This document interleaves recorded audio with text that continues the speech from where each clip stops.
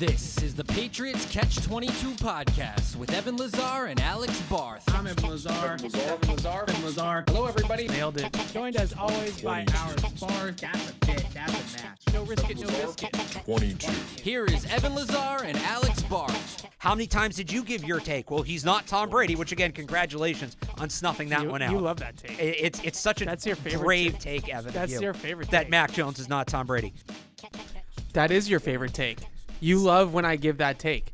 You really nailed it with that one. I don't know. You saw that from a mile away, and you jumped, and you said, I'm going to be the one that declares this, and you alone figured that one out, This Evan. week, it's Bailey Zappi is not Patrick Mahomes. Again, just the brilliant football mind of Evan Lazar, ladies and gentlemen. That is, people say that. People say that Bailey Zappi is not Patrick Mahomes.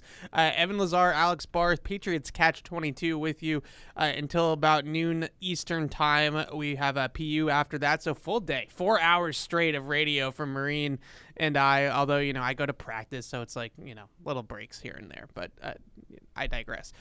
So we're gonna get into the actual football team plenty here today. That's our thing, right? Our thing. I always think about this. Like, our thing is not to get into the drama, to get into the politics of it all. But with that being said, the biggest story with the Patriots right now is Tommy Curran's report that Bill Belichick's future has been decided, essentially, by ownership and by Robert Kraft, and that Bill Belichick will not be back with the Patriots next season. And he said that this was pretty much set in stone after the Patriots lost to the Colts in Germany, which I think all of us that covered the team, Alex, could feel that was a tipping point, that this was a marquee game, international game, new audience, a game that the organization had lined up for years in the making of planning and money invested into all of it.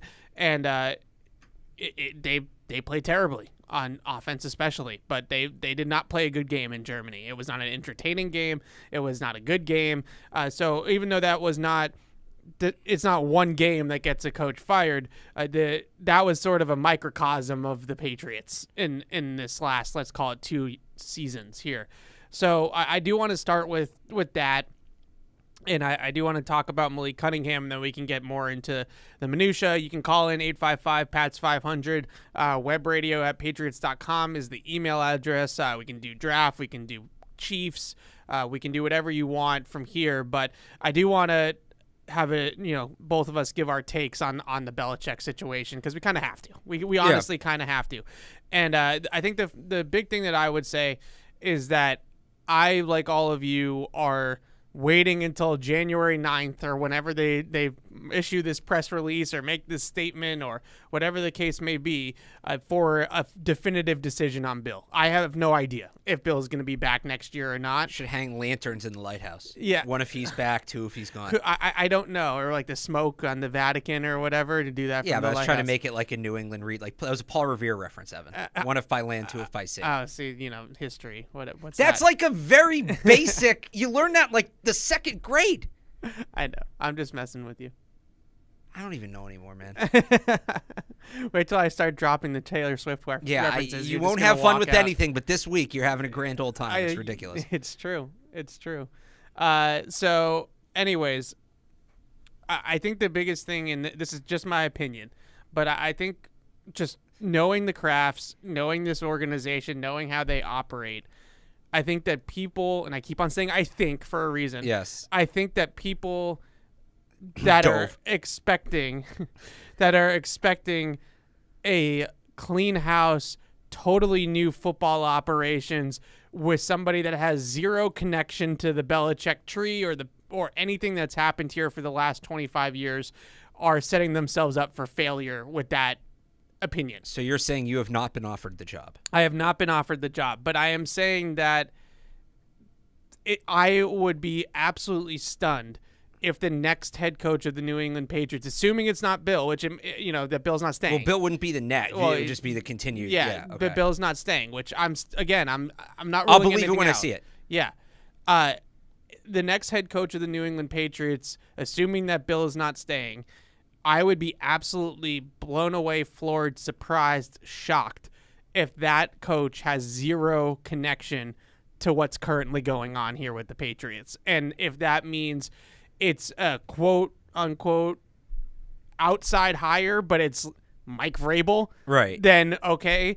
I think Gerard Mayo has to have the inside track here. He should be the heavy favorite to be the next head coach of the Patriots. But whoever it is, Patriots fans, you are going to know that person from some wake of the dynasty. It's not going to be something that sends you a run into the Google machine. No, and it's not going to be somebody, I don't think. It's not going to be a Ben Johnson. It's not going to be a Bobby Slowick, my guy in Houston. It's not going to be a totally outside the box hire. Because I think the two things that you look at with the Patriots is one, and Pete Carroll wasn't quite who he is now, obviously, when they hired him in the 90s. But 2 out of their 3 coaches as owners of the New England Patriots are Bill Parcells and Bill Belichick. 2 guys with some cachet. 2 guys with some resumes, with some cachet, some championship pedigree. And for the younger listeners and viewers, Bill did have a resume before he got here. Yeah. His work with the Giants. Yeah. So, and also, I would say with Belichick, a guy that was here before. Because he was on Bill And I think with Parcells, and Parcells was Parcells here before? No, okay. I don't think so. But, Bill Parcells had Belichick on his staff in New England for a couple years. So they had grown familiar with Bill Belichick through that situation. Parcells was here for a year as a linebackers coach in 1980. Okay, well, that was way before. I know, but I thought anyway, continue. Yeah. I thought I knew that. So I think that this next hire, assuming there is a next hire, is going to be somebody that we all know that has been here recently or is currently here in Gerard Mayo's case, and somebody that has some connection to the dynasty. Because, and I workshopped this with you last night, so I'm sorry you're hearing this again, but at the end of the day, the Krafts built this empire by being really shrewd businessmen. And in business, when things aren't going well for a business, but it's been super successful in the past, you don't just blow it up and start over. You just pivot, right? Like you pivot to something else. You pivot to something more modern. You pivot to a different sort of thing. But if Apple starts to do poorly in their yearlies next year, they're not going to just completely reinvent Apple, right? Like it's still going to be Apple. And I think with the Patriots, that's the way that they would look at it as well. So long story short, for me, that's me telling you that I would be pretty darn shocked if this is not Gerard Mayo's job if Bill Belichick is not here, because it's still Belichick adjacent. It's still the same sort of thing, but Gerard's a completely different cat than Bill is, and a much younger, much more modern type of coach, and a player's coach, I would say, as well. So I think all those things add up to that. Now, and we can get into this a little bit, to me, that makes the most important hire the general manager. Right. Because you're probably going to be running a system on both sides of the football that are pretty similar to what we've seen over the last 20 plus years. It's probably going to be Bill O'Brien running the offense, or Josh McDaniels, or somebody in the Patriot lore running the offense. And it's going to be a Belichick defense just run by Gerard Mayo and DeMarcus Covington, let's call it, right? Or Steve or whoever. So with all that being said, I think that the most important person in all of this, because I think a lot of this has already been sort of predetermined of how they're going to, the succession plan here, the most important person out of all of this then becomes the GM. And that's the one hire that I do think it's possible that they go a little bit more outside the box. And it's somebody that's a little bit more of a different flavor, because they know that the talent on the roster is simply the biggest issue with this team right now. Well, how about to that whole thing about like familiar faces, right? If Gerard Mayo becomes the head coach, is Bill O'Brien staying as the offensive coordinator or not? And if not, does the same apply to offensive coordinator, that familiarity level? Because at that point, it's basically Josh McDaniels. Right. I don't know. That's a good question. I don't know if it necessarily applies to offense, because Dan Graziano had that write-up on ESPN yesterday, which I feel kind of the same way that Dan does, and that is you can't watch the offense over the last 2 years and not think we need something different here. Like, we need an updated, modern offense. We need speed. We need talent on the outside. We need a quarterback. And I think all those things add up to maybe going in at least a slightly different direction with what the offense is doing now. But ultimately, I do think it would be O'Brien, mainly because I think that unless O'Brien has a great college job or something like that lined up, which I think now, correct me if I'm wrong, he's kind of missing the boat on those opportunities at this point. I would say that they probably told O'Brien that he would be here for a couple years. I don't think that he would move his family back up here, take this job, all these different things, just to have them sit there and say you're one and done, right? You're out after one season. Yeah, I'd agree with that. Just on the whole thing with the Bill stuff, and I'll start off by saying this. I know I've seen people who say that, we this show, the whole point of the show, we're not about the drama, we're not about the gossip talk or whatever. Yeah. And I want to get back to the real football talk. I do. This is just the major story right now. This is what we have to talk about. You can't talk about this team and not talk about what's going on with the head coach. Yeah. I'll not to say I don't think Bill is gone at the end of the year. I will believe it when I see it, but all signs do kind of point to it, just the way the team has performed. And when, again, when we're talking about this, it's not, people say, oh, it was a 3-10 season, it was a bad season. It's not this one season that does Bill in. It's really the last 4 or 5 years in the draft and the failure to develop highly drafted players like Mac Jones, Tyquan Thornton, Ronnie Perkins, players like that, and even some guys further down the board who maybe hire, recruits at lesser positions. Yeah. That's the difference here. And I don't know, like, part of me goes back to we've worked under this assumption for so long that it's all or nothing with Bill. He's either going to be running the whole show, head coach, GM, all of it, or he's gone.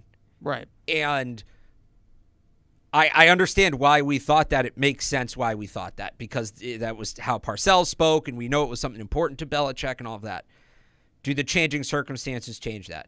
Is there a world where maybe Bill says, you know what, fine, bring in another GM? And I don't know who you're going to hire over Bill Belichick as the like, not saying that, oh, nobody can do a better job, but who's going to be the guy that's basically saying to Bill Belichick, no, this is what we're doing with the roster. Right. I don't know. Part of me wonders if maybe that's worth revisiting. That idea. I think that's the biggest problem, though, is that in a lot of ways, I feel like it's really difficult if Bill's still in the building for that person to go over Bill's head and say, no, this is what we're doing. There's probably only 2 or 3 people you could hire for that role. Yeah. Like John Robinson, Thomas Dimitroff. I doubt Pioli's coming off that TV gig, but those are like the only 3 guys I can really think of. I think it would take somebody, and I don't know who, but the one thing that I do wonder, if they're going to try to go that, and I'm not advocating for them to go that route necessarily, but let's say Bill does come to them and say, I'll just coach. Right. And you can go hire a personnel guy. I do wonder if there is a John Elway, John Lynch type from the Patriots dynasty or somebody that played for the team that has that shrewd football mind that they would bring in as, I use those, I'll cross sports, like a Cam Neely. There's only one person I can think of. Yeah. Is Vrabel. Well, if he would want to be a GM. It's interesting because I think that changes things in terms of like how you acquire him from the Titans if you're giving him what I think promotion, the league would view. I just wonder if there's a guy that would come in like that as like an overseer. Is there anybody else from that team that's working? I mean, there's a couple of guys that are coaches, but they're much lower down. Guys like Wes Welker is a wide receivers coach. Yeah. Pretty much all the ex-Patriots are in media. Not TV. A lot of them got into coaching or front offices. I don't know. I don't like the idea of Bill staying because I think ultimately, even if the organization says he's staying, and when I say staying, I mean staying as just the coach, and they're bringing in a GM. Oh, we're gonna give roster power to Matt Rowe, and I'm just using Matt Rowe as an example. Ultimately, I think it comes back to Bill making the decision. Like I think because he's the biggest. Well, that's why I'm saying in the room. There's only 2 or 3 people you could hire for that. I don't know. Part of me is like, does he give? Because I don't think, even if he knows he has to do it. Yeah. Even if he ultimately decides to do it, I don't think Robert Kraft wants to move on from Bill Belichick. I don't think he would. I don't think it's something he does lightly or does with any joy or any sense of relief. Oh, no. So if it cracks the door open to not have to make that move, I don't know. Part of me is just like, we've worked under this assumption for so long, and it's not tangibly based on anything. At least not now. It was at one point. Do the circumstances changing? And I'm not advocating for it either. I'm just saying, maybe I got caught up in the Army, Navy, all of it, and Bill having fun on game day. Probably. But it was like, what are the odds? Is there a chance that he would just stay and coach? Because again, to go back to the reason ultimately you're moving on from Bill is coaching's part of it, but it's not the primary reason. I wouldn't say it's not the actual in-game day-to-day coaching. Right. Is not necessarily the primary reason, except maybe on special teams, which is a disaster. But I wouldn't necessarily say those things are the issues are not that, they have poor fundamentals or their techniques are poor or their structure is poor defensively. Like, that's not what the problem is. But from a coaching standpoint, coaching is partially philosophy and partially how you script a game and how you want to go about winning football games. And I still think that his view on all of that is archaic. Like, they wanted those games that they played, that they lost 3 straight with 10 or less given up on defense. Those games went the way that Bill Belichick is more than happy to play. The only difference was that they were turning the ball over in inopportune times and they weren't scoring 11 points, right? Like, if they had won the game in Germany 13-10, then Bill doesn't. That's how Bill wants to play. He wants to win the game 13-10. You can't do that in the modern NFL and compete at the highest levels anymore. You can't do that and win a Super Bowl. And ultimately, that's what they have to be building towards, is winning another championship here. And if his philosophies are outdated, going all the way down to the bottom of the roster, which we're going to get to here in a second, with claiming a special teams linebacker in week 15 of a season where you're 3-10, and then losing Malik Cunningham to the Baltimore Ravens because he's on your practice squad and isn't protected on your 53-man roster. Nobody else in the NFL is making decisions like that. Nobody else in the league is looking at offense like that and saying, we would rather have this guy who covers kicks than a developmental player in our system, that's a developmental quarterback, not even just a player. And I think those things that comes with the coach. Like, that comes with the coach. That comes with the football mind. That comes with Belichick. And if he's not going to change, we always go back to that Saban, 2016 coaching clinic thing. Saban made a concerted effort to change his philosophy. Alabama was no longer a under center, old school, off downhill power offense that was going to ball control and run the ball and do all those types of things. They became a spread, modern Lane Kiffin, Steve Sarkisian, recruiting all the best quarterbacks, recruiting all the best receivers. And it's the same thing in pro football. And until he starts prioritizing offense over everything else, his philosophy on winning football games is outdated. And I think that is partially the coach too. Like, I think he really thinks that they're losing games right now because of turnovers and because of poor field position. Right. That's why he thinks that's why they're losing, not because they can't score. But that's why, again, if he's just the head coach, and look, the defense is built. We've talked about this. Pretty much everybody's going to be back. They don't have monumental needs on defense. If you bring him back, the defense is set. He can tend to that. You get a GM, you get a new offensive coordinator that build that side of the ball up, and boom, you're off and running. But is he going to change the fact that in this game against Pittsburgh, which you can get into a little bit, in the first 23 minutes of the game, they came out slinging. And then in the last 37 minutes of the game, everybody keeps saying, well, what happened in the second half? So this is basically my big point. But maybe it's because, I don't know, before the Tom Curran report, it felt like maybe there was a better chance Bill does come back, whatever. Well, they won a game. We aspire Bill as being this just like ultimately stubborn guy. Does a 3-10 season, whatever it ends up being, 3-4 14, 4-13, maybe they get to 5-12. Does that kind of season change him in his approach? That's basically my question. The answer might be no, but Yeah. I don't know. I feel like we should leave the door open for that because he's never been through anything like this before, and maybe it does change things a little bit. I'm not saying it will, and a lot of people are probably screaming, no, of course it won't, and you're entitled to that opinion. We got to December 14th, and we never even brought up, hey, maybe this changes his. We've talked about changing the Patriots' approach, right? We've talked, clearly it's going to change Kraft's approach if he's willing to move on from Bill.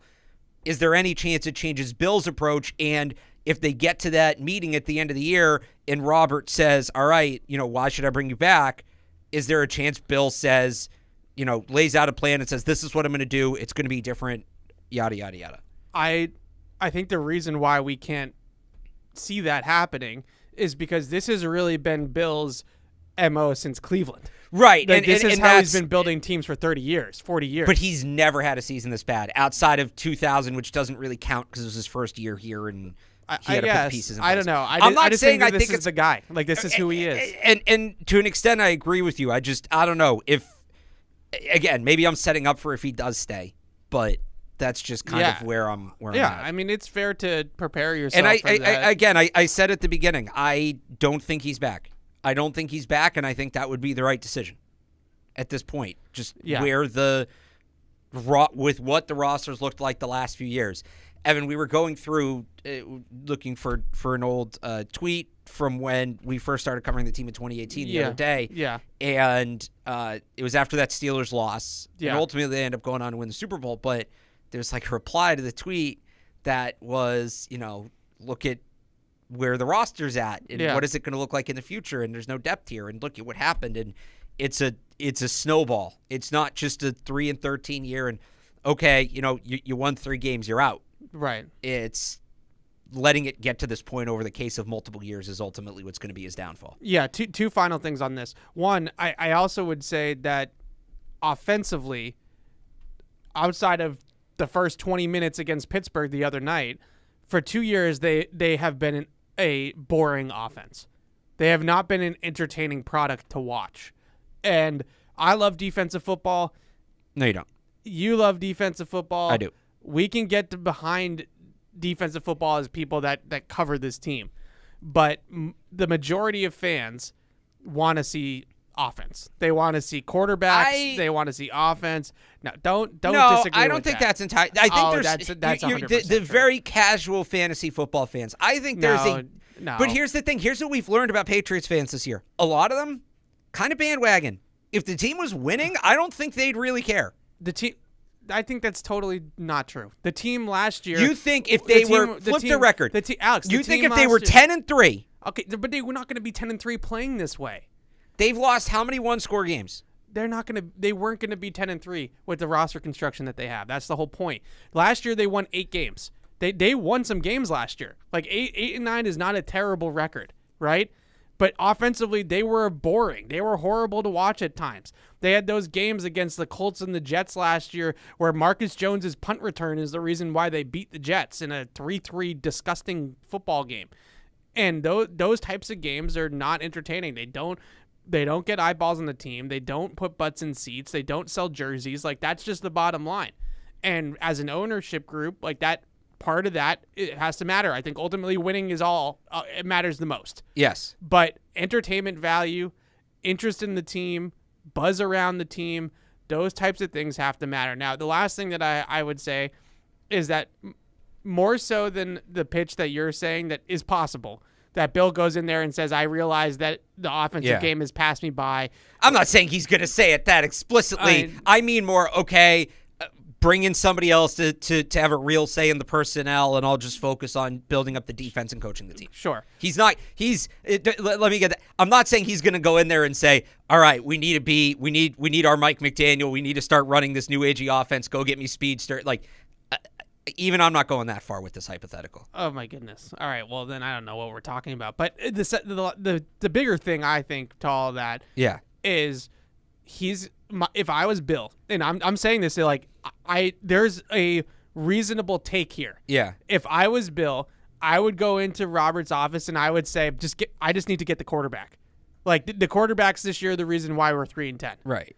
And if I had a good quarterback, would we be a Super Bowl contender again? Not necessarily, but we would be back in the playoffs. We'd be building towards something. The arrow would be pointing upward. And just like you just said, look at all the one-score games we were in. Look at all the games we were in the fourth quarter. Look at all the games that we lost because, Mac Jones throws an interception in the red zone against the Colts, and we can't score on the game-winning drive against Washington. And, all these different games, if I had the quarterback, we would start winning all those games. See, but what I would then say as Kraft is there's been an inability to identify quarterback talent for a long time. Totally agree. And that's why I'd say, all right, so are you going to let somebody else find that quarterback? I totally agree. But that's my fear.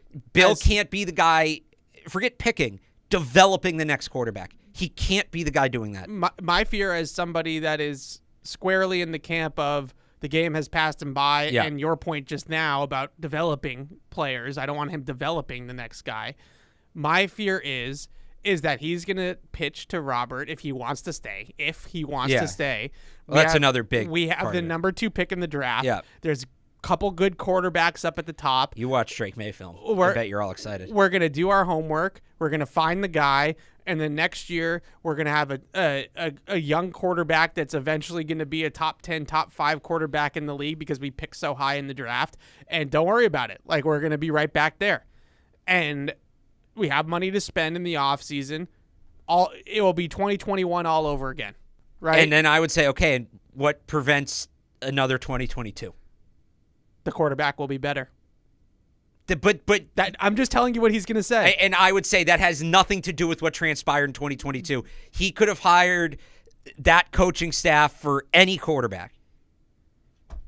We're going to end up talking in circles about it. But I'm just telling you what, if I was... No, you're following through on my take. I appreciate it. If I was Bill and I wanted to stay... Yeah. And what would be my pitch I think this is what he might do. Yeah. So this is why I'm bringing it up. I would just throw the quarterbacks under the bus and say we're a quarterback away. And I am saying, as Robert Kraft, I would sit there and say, well, how did the quarterbacks get there? And I totally agree with you. If I'm Kraft, the last thing I want to hear Bill say is, I want another shot with the quarterbacks. That is the last thing I want to hear him say. And I totally agree with you. But as we kind of segue into the quarterbacks here a little bit, I don't think he's entirely all that wrong if that's his viewpoint. That what? That the quarterbacks just stink. And the quarterbacks held the team back. Who drafted them? Who developed them? But that's not the point. The point that I'm making is in a vacuum. Yes. Just looking at it this season the quarterback play has not been good. The quarterback play is the problem.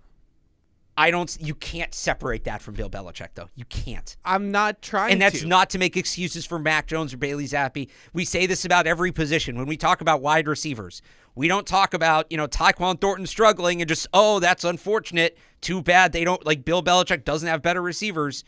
We do this with every position. You can't separate the two. But there's going to be people, and I know. And I think that there's people in this building. I think there are people in this building that feel this way. That, hey, look, against Pittsburgh, we got a really good half of quarterback play out of Bailey Zappi, and we won the game against a team that has a winning record that was hoping to make the playoffs this year in the Steelers in their building on a short week, and we just got average quarterback play. Literally, Bailey Zappi, his QBR in this game was 52. Which means that he was literally average, right? He was literally slightly above average, and they won the game. And when you look at Zappi moving forward, I think as this game progressed against Pittsburgh, I think a lot of the reason why I mentioned earlier they had the foot on the gas in the first half of this game. The first 23 minutes of the game, they threw the ball 70% of the time. They came out slinging. They came out throwing deep. Juju Smith-Schuster, opening drive, 37-yard gain on a deep throw. Hunter Henry, 24-yard touchdown pass on a deep throw, right? They came out throwing the ball down the field. And they took the foot off the gas. And when I look at, the reasons why they did that, I think in a lot of ways And Zappe said it yesterday when I asked him, when you watched the film back, like, what did you see in the second half that changed for you guys offensively? And he said it was me. I missed some reads. He mentioned that he got a little bit sped up, a little bit antsy in the pocket. I thought that's what happened on the interception, was he's a little sped up, didn't let the play kind of develop and threw the ball too early. And all those types of things happened. And they really, even on a good day for one of their quarterbacks, they really don't have a guy that can go 4 quarters. Like, they don't have a guy that can play well for 4 quarters. And I was intrigued by what Zappe gave them in the first half. He obviously played. That was, when I watched the film back, that was the best quarterback play that they've had all year. And I think that was, even going back to his starts last year, that was probably his most overall impressive performance given who it was against, the setting, all of that. Yeah, and it was good. But in the final 37 minutes of the game, it was exactly the same as the rest of the season for him, for the offense, for everything. So I want to talk a little bit about that. But before we do, I do want to talk about Malik Cunningham for a second. Okay. So on the one hand, and when this news broke, I think we were on air on Tuesday, and I kind of scoffed at it, and I was like, oh, well, too bad. I guess he's gone now. Can't ask me 50 million questions about when they're going to play Malik Cunningham every single week. And I admit that was like selfish, right? Because it just got annoying. There's only so many times you can answer and you were somebody who wanted to see Malik Cunningham play. Yeah. There's only so many times you can answer a question before you just feel like you're repeating yourself and you're not doing your job. Right. So with Malik, I have always said, and you can vouch for me because a lot of people came at me when I tweeted this and said, oh, well, that hindsight's 2020 and all this. I had said from the jump in May that they should have been working him at quarterback. No, you said from the beginning, you were all annoyed that we were talking about Malik Cunningham, and you said, why isn't he playing quarterback? Right. At Louisville, and I get he went undrafted, and people are going to say he stinks. He went undrafted. If he was any good at quarterback, he would have gotten drafted. But the point is that at Louisville, he ran a very, very similar system there as Lamar Jackson did. It's a legit NFL pro-style drop-back pass game that they run at Louisville. Now, they run a lot of early down, short yardage, all of the design quarterback runs and RPOs and stuff like that with the mobile quarterback. But when they get into 3rd and 8, they run a legit drop-back pass game with reads and checks and all the whole thing. And he did a pretty good job at it at Louisville. I mean, he put up numbers. I think he broke some of Lamar Jackson's career records at, he Louisville. Had 2 more years on him, but yeah. Yeah. And I thought the film back in May, I thought the film from Louisville at quarterback was good enough to leave him at quarterback. And I think what happened is that they spent the spring and summer, especially for a rookie, is all installation. It's all the foundation that you're laying for the season of the playbook, like what the core concepts are, what your staple plays are, and you're laying a foundation for the rest of the year so that way you have this library of plays that you can just pluck from once you get into game planning and things like that. Malik, his foundation was laid as a wide receiver. Right. So once they figured out... But not entirely. Sorry, continue. Until really, I'll make my point. Just until really the Houston preseason game, and then even then, when they got into some of the Malik stuff in practice and training camp after Houston game, it was all designed quarterback runs. Like, he never threw a pass, in an actual 11-on-11. The only practice that I remember him throwing passes in was when he was working the scout team. I think before one of the games that we had access to. And that's not the same thing. Like, he's running plays off of cards. He's not running the Patriots offense. He's not working at quarterback with the ones or anything like that. So he trained all offseason, all spring, all summer, all training camp as a wide receiver. Then we get into the season, and they start to realize 4 weeks in, 5 weeks in, oh, crap, it's going south with Mac Jones. And now all of a sudden Malik Cunningham's in the quarterback room. And now they're trying to catch up Malik Cunningham on playing quarterback. So to answer the question to everybody of why Malik Cunningham never played for the Patriots outside of that Raider game, the answer to that question is because Malik Cunningham wasn't ready to play quarterback. He wasn't ready. He didn't have the foundation. He didn't have the coaching yet to play the position. If I'm the Patriots and I'm looking at second guesses, I'm not necessarily looking at the second guess being keeping Malik Cunningham on the practice squad and allowing the Ravens to poach him. I understand that's a fair second guess. But Right. my bigger second guess with them is that if they had worked him out at quarterbacks from May on, and he was always a quarterback here, would he have been a viable option come November? Would he have been ready to have a game day role once Mac Jones fully went south?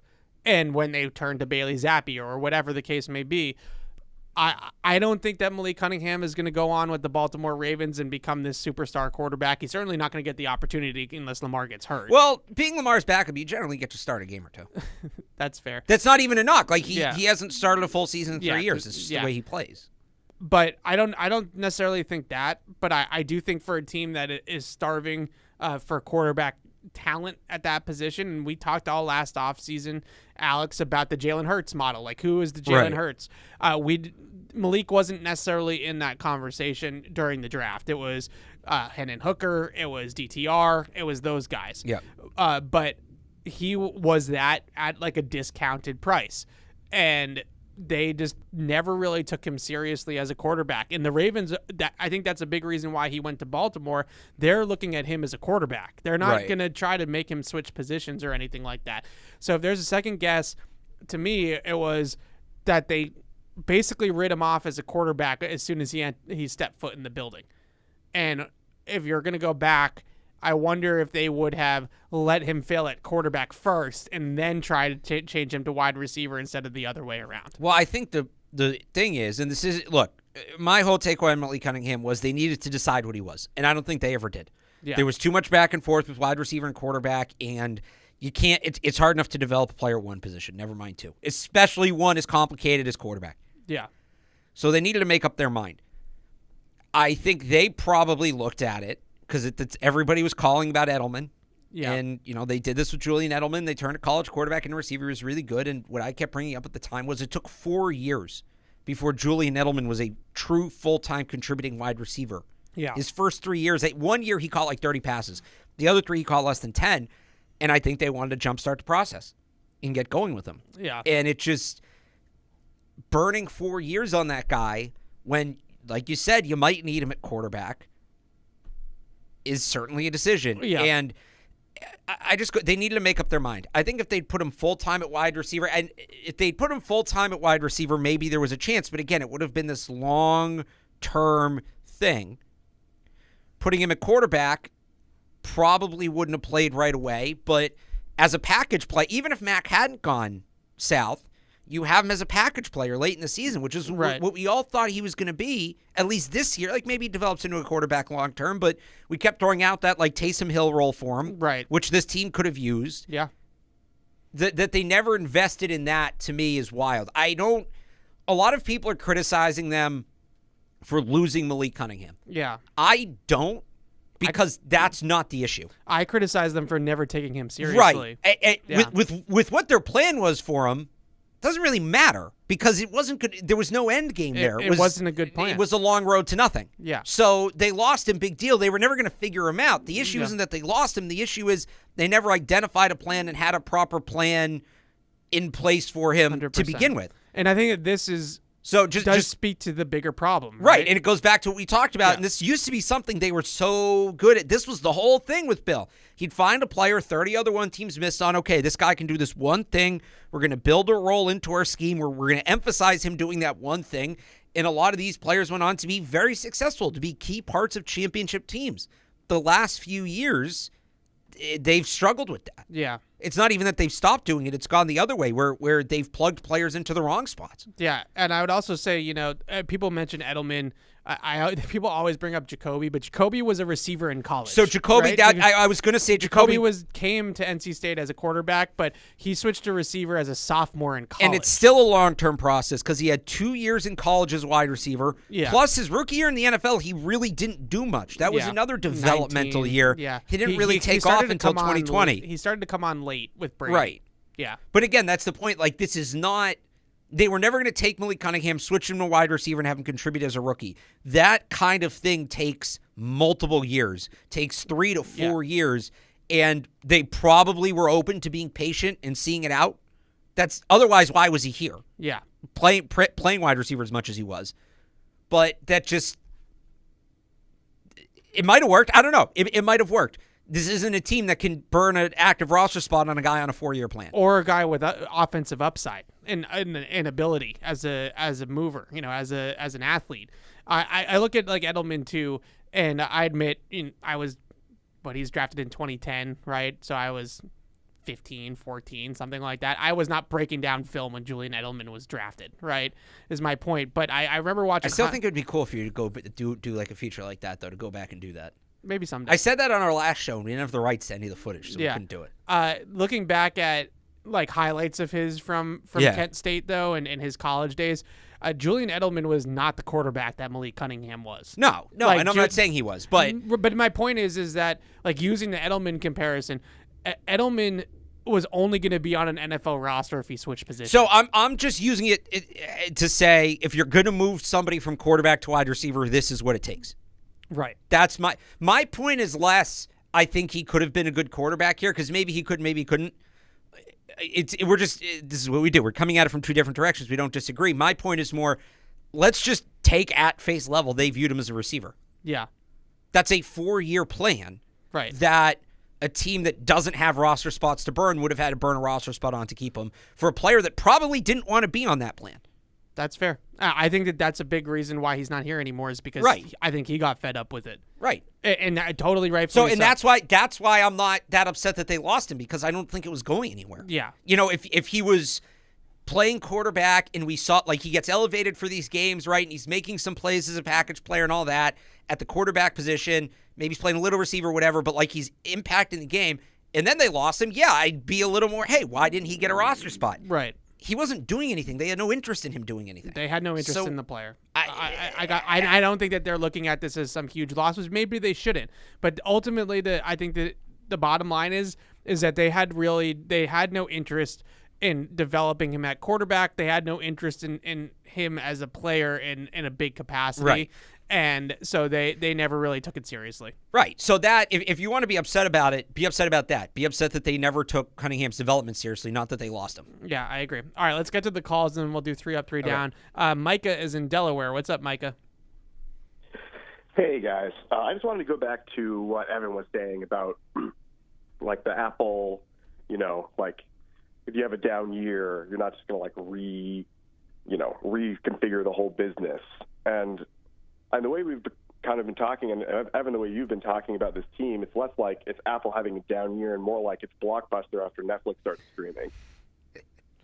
Right? It seems like the way that I don't want to belabor the metaphor, like, do business. It's a good metaphor. Yeah. Well, you always use like it's the iPhone calling the flip phone. Yeah, that's true. Right. So it's like, why would we want to bring somebody back who was a part of Blockbuster in its heyday to run the team in this new world that we're living in? Yeah, no, that's a fair question, Mike, and it's a good comparison, Blockbuster and Netflix. Maybe we should start using that one. Thank you for the call. I would just say that I don't think that that's what, just to use Gerard Mayo as the example here because it's just the easiest one, I don't really think that Gerard Mayo is a part of Blockbuster in this situation, right? I think what they would be hoping for is that Gerard Mayo is sort of that bridge from Blockbuster to streaming, right? So Blockbuster doesn't go out of business because maybe they pivot to streaming. Right. So, for instance, Netflix, to extend the analogy, do you remember what Netflix was at first? Yeah, it was like it was like mail order, right? Right. You'd pick a movie online, and I thought it was stupid because I want to watch the movie now. I don't want to pick the movie online, have to wait 3 days for it to show up. Somebody at Netflix figured out, hey, what if instead of mailing people these movies, we figure out a way that they can just get them right on their TV immediately, like on demand? Yeah.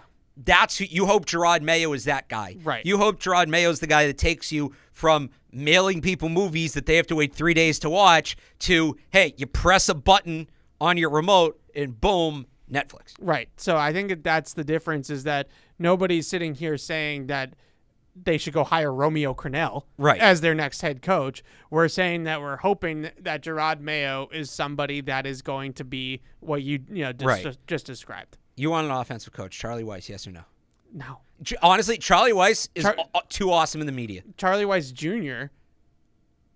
Oh, yeah, he's at Ole Miss, Yeah, right? is starting to kind of come up a little bit on the coaching circuit.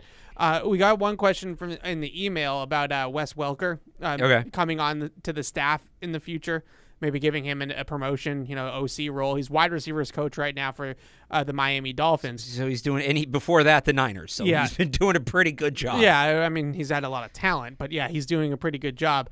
I would, and the emailer is right. We've been pretty critical of Troy Brown, and why not make that switch? Wes Welker is not going to be on Bill Belichick's staff. No. Those two do not like each other. So if Wes is going to be here, is there a chance if Gerard's the head coach and he calls up his former teammate and says, hey, like, why don't you come run my offense? Like, is there a chance at that? I suppose, but I guess just from an organizational standpoint, I wonder where the organization is with Wes Welker, if that makes sense. He did not leave on the best of terms. And honestly, when he was here, he was not necessarily the best of guys, from what I've heard. I didn't cover the team back then, but I wonder what they feel about Wes Welker organizationally, and if he's really somebody that they would turn to in a situation like this. I've been a huge advocate of Wes Welker, the player here in New England. I know he didn't get the ring. I'm not doing the Edelman-Welker debate right now. We could do that in the offseason maybe. But he's a guy that I look at that probably should be in the Team Hall of Fame because he basically leads every single receiving category besides Stanley Morgan. And he's not – and I think a lot of that is not just because he didn't win a ring. I think a lot of that is also because of how he handled himself at times when he was here. So – I wonder where everybody stands on Wes Welker. Do you have a Wes Welker take? Not Wes Welker, but there's one more name I've been meaning to ask you about. Now just seems like as good a time as any since we're doing late or early 2010s slot receivers. Yeah. Brian Hartline. Yeah, I mean, he's done a great job at Ohio State, I should say, so people understand. I don't know. Like, he's one of those guys, too, that I wonder, like, how hard is it to be Marvin Harrison Jr.'s wide receiver coach?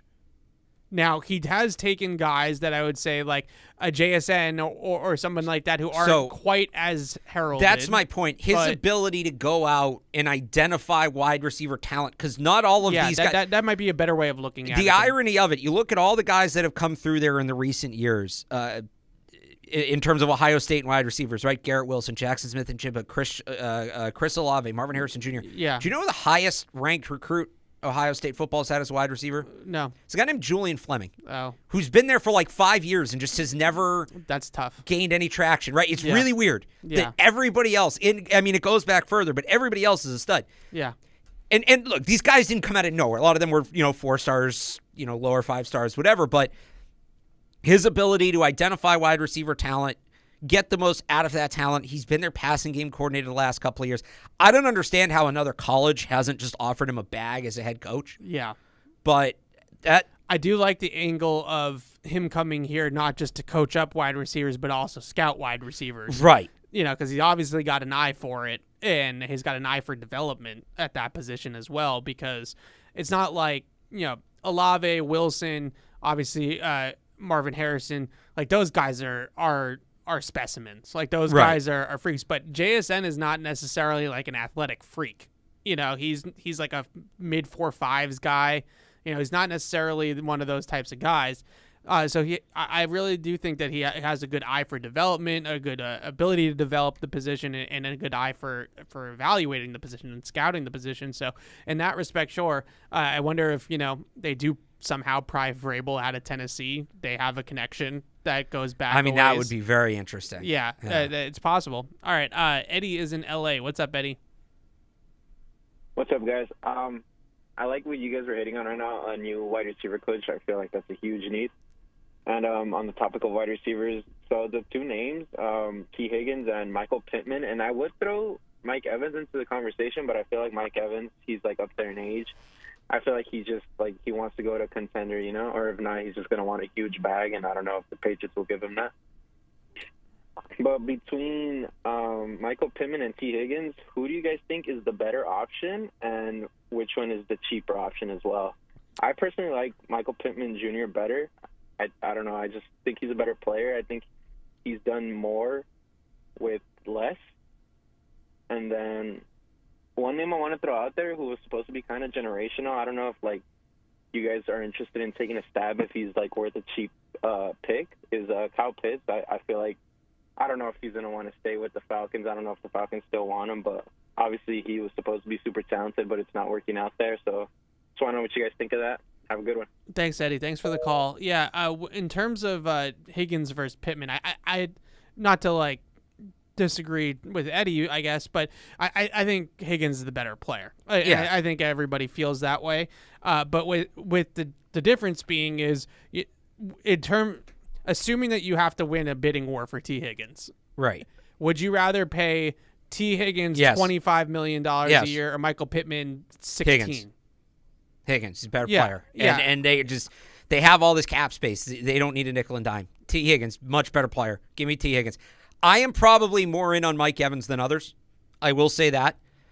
Their wide receivers do traditionally drop off after the age of 30, but if you're going to draft a wide receiver high, not necessarily like Marvin Harrison Jr., but if you're going to go second round, A.D. Mitchell, Xavier Worthy, guy like that, Xavier Legette, and you're going to go quarterback in the first round, having a true, I know T. Higgins is like a veteran, right? But having like a true veteran to be a captain of the offense, to be a leader of the offense, with a lot of those younger players, you kind of hope Mike Evans is crazy. Like, I don't want to say bridge player because he's gonna be a 1,000-yard receiver. That's all he does.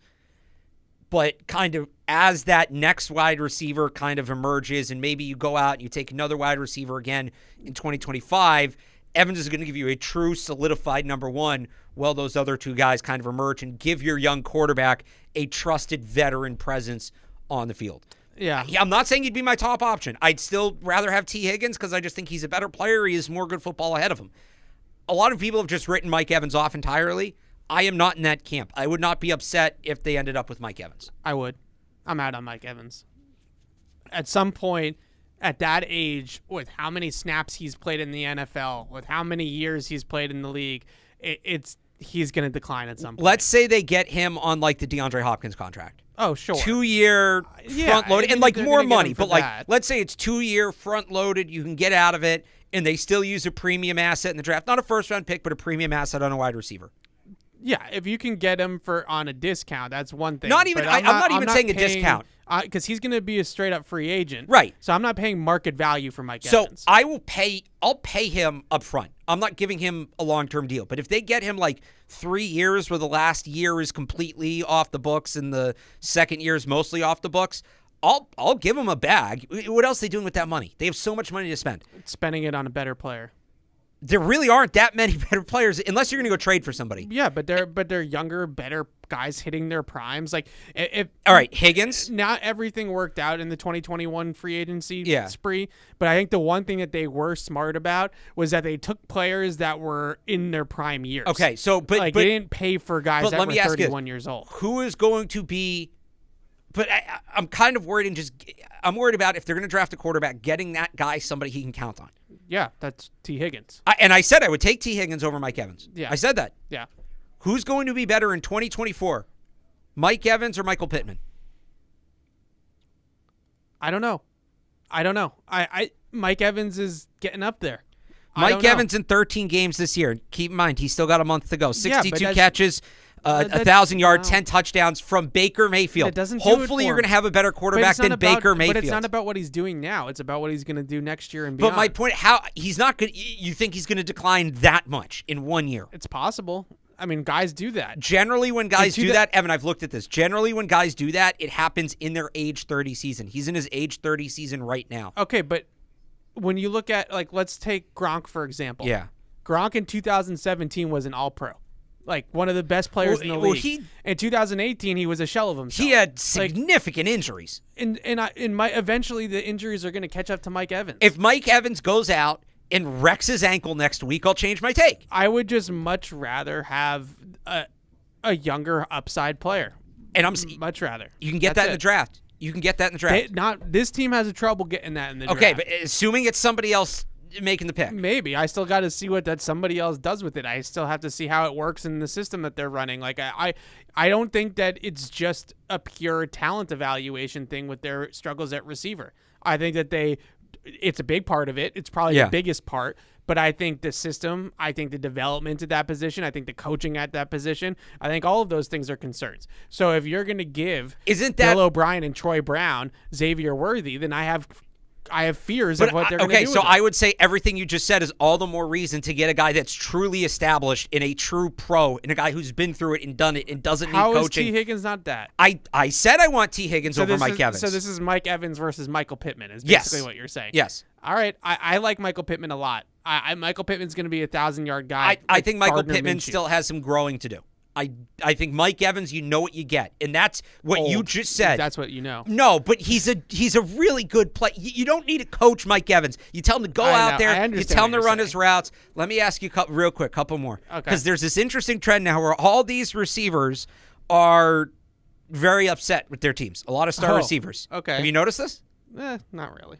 Devontae Adams, in or out? I'm in, but I don't know. I have a hard time believing that they are going to convince Devontae Adams to come here. But obviously, Devontae Adams is a great player. DK Metcalf.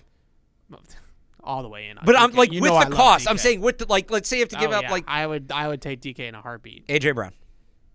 Oh, he's not leaving Philly. You don't think so? No. He's kind of upset. They got to pay Devontae Smith. No. Here's the thing about wide, and I'm not saying that all those guys are going to leave. You name that I think is more likely to leave in that scenario.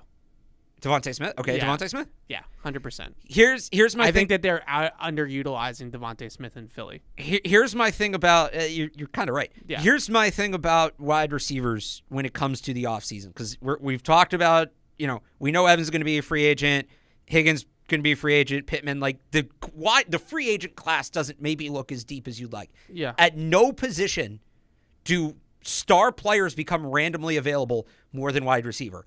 Tyreek Hill wasn't available until like a week before he got traded. I say this all the time. AJ Brown was so I'm saying, like, I'm looking around the league, and you got the other one would be Stephon Diggs. The Bills aren't trading him here. That would have to be a whole. But like, I look around the league, I see a lot of unhappy wide receivers.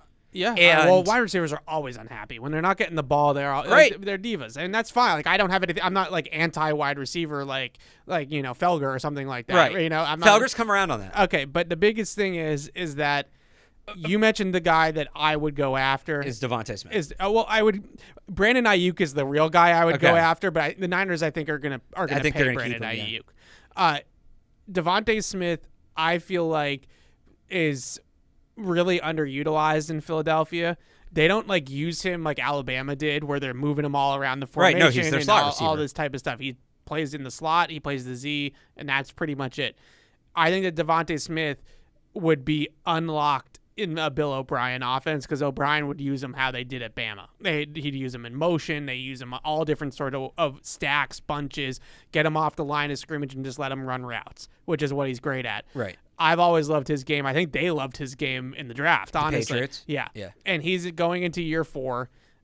He has a 5th-year option, so they technically have 2 years of team control. But eventually they're going to have to either pay him or trade him. It's the same conversation as we have with T. Higgins, just a year earlier.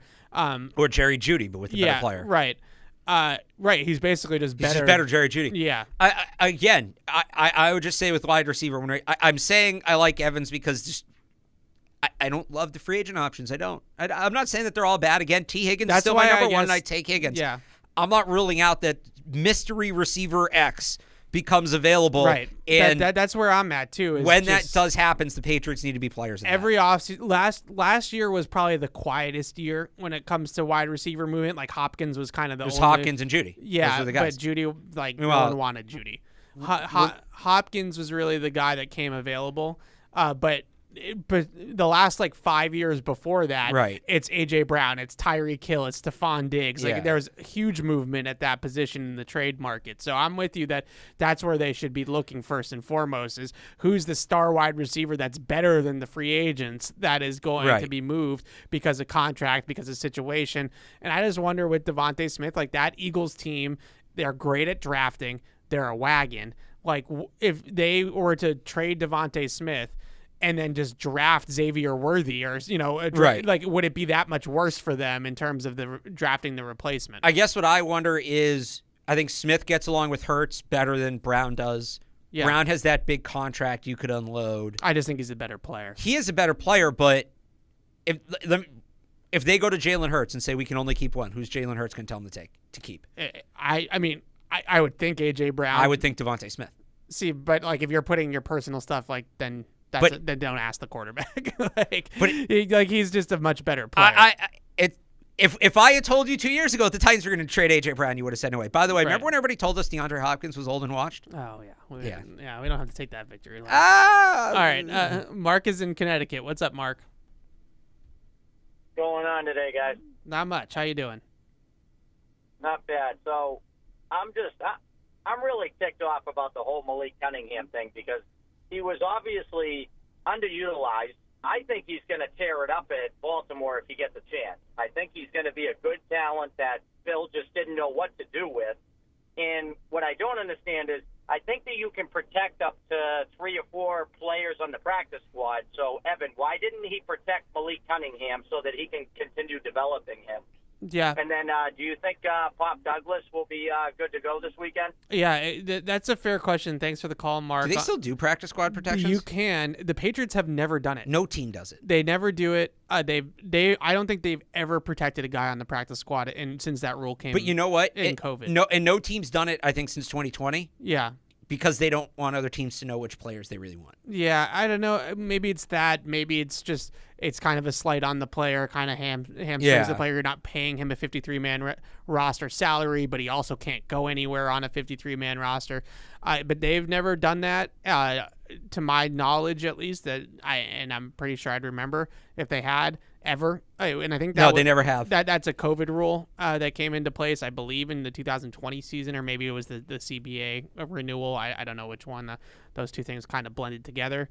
But regardless, I guess it's a fair sort of question, but I think it comes back to what we were talking about earlier with Malik, Alex. I just don't think they cared. I just don't think they cared. And I completely agree with Mark, though, that the development there was messed up. Like they did not I don't think it's that they didn't understand how to use him, because I think Bill O'Brien has had enough experience with mobile quarterbacks. Watson, like Bryce Young is not like Lamar Jackson, but like he can, he moved a little bit, moves around a little bit at Bama.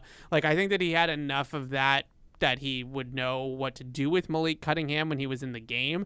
But I just don't think that they really had much interest in that whole thing, in the whole thing, which I think is just shocking to me, because you mentioned, Taysom Hill earlier. Yeah.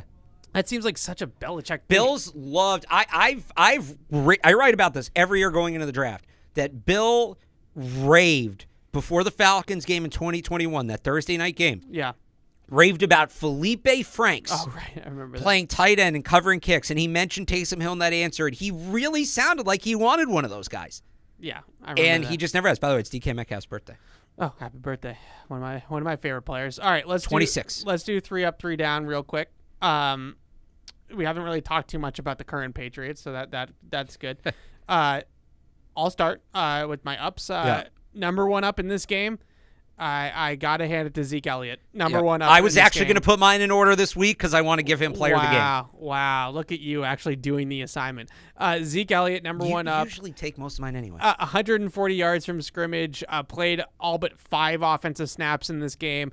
Huge factor in the pass game. I thought the run game, I didn't really like how they schemed up the run game with those tackle pulls and things like that. TJ Watt just blowing up the run game every 2 seconds. But I thought he grinded out some really tough yards in this game that he didn't have great blocking in the run game, I guess, as I jumble through my words here. Didn't have great blocking in the run game, but still churned out some positive yards on a lot of runs.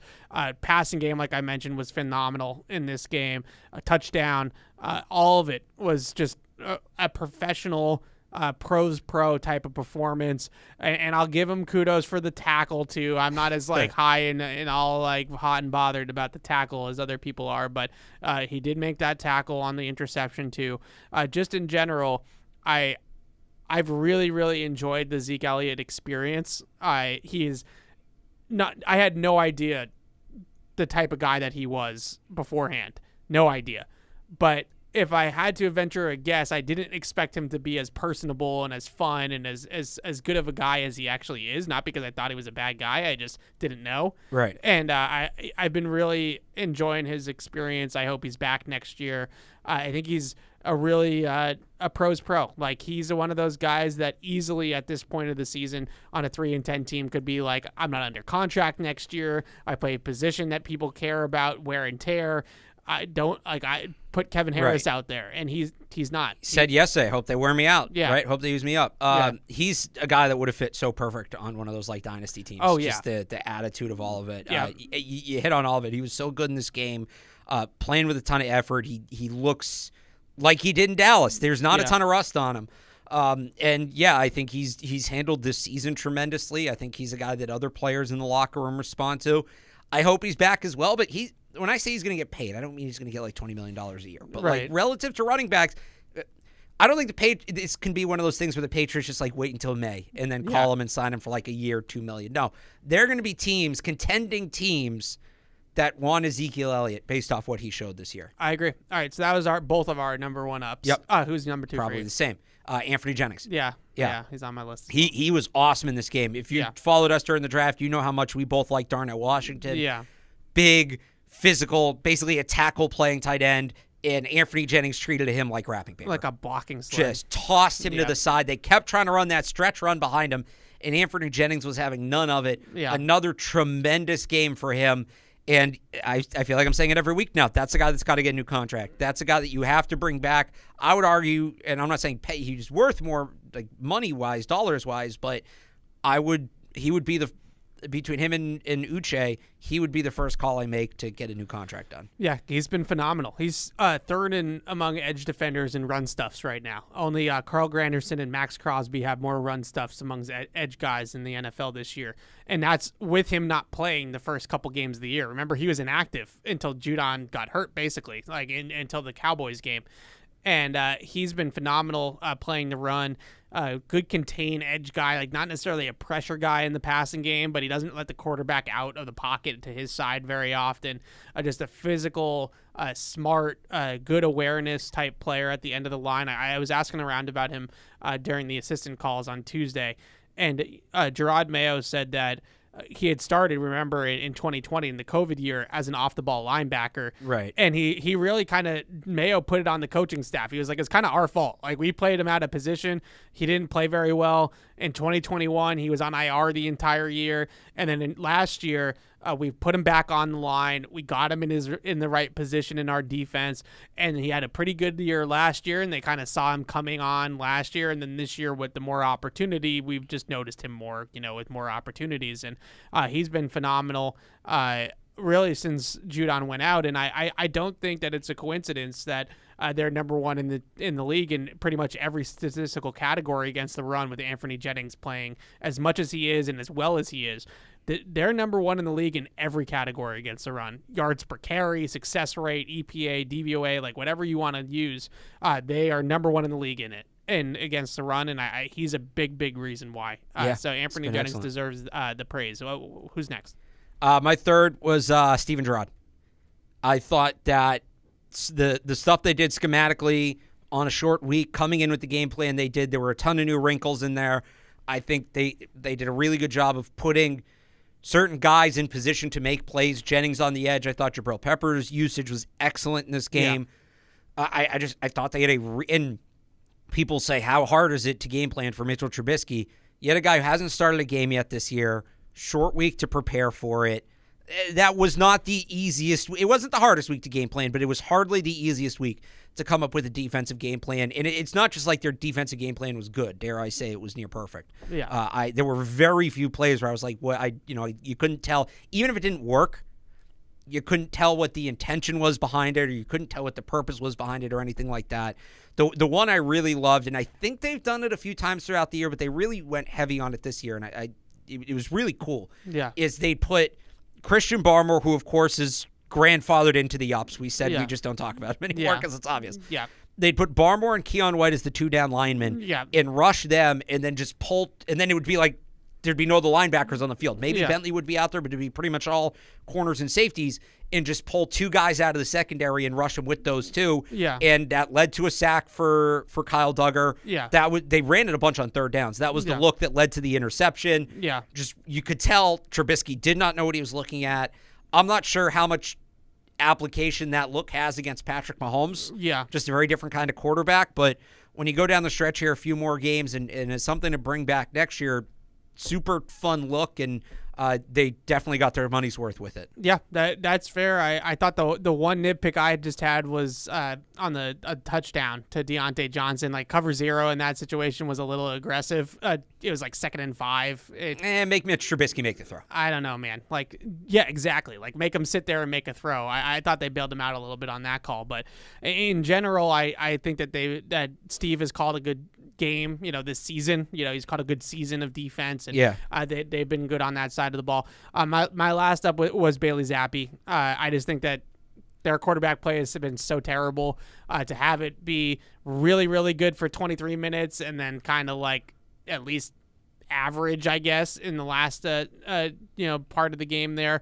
The interception I thought was his really only truly bad play, and there's a couple of felt like a little bit of a heat check. Yeah, there's a couple of other plays there here and there where he's missing reads a little bit. For whatever reason, maybe it's trying to coach the Matt Patricia out of him.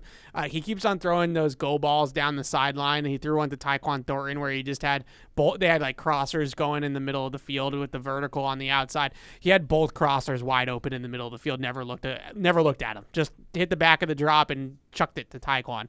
That type of stuff I think he needs to get out of his system. But the progress that he has made and I use this term loosely, as like a field general at the line of scrimmage and checking in and out of things and alerting things. And, they were going in this game like they were going heavy, two tight end. They were starting under center, and if he got the look, they were like expanding to empty. Like, they haven't done that kind of stuff in years because they haven't been able to.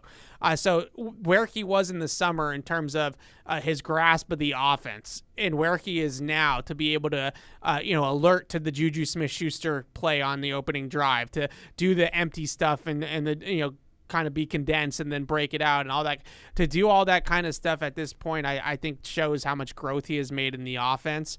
And he's giving them, at least this past week, he gave them winning quarterback play, which they haven't had in probably 6 weeks. Sounds like somebody's got a little touch of Zappy fever.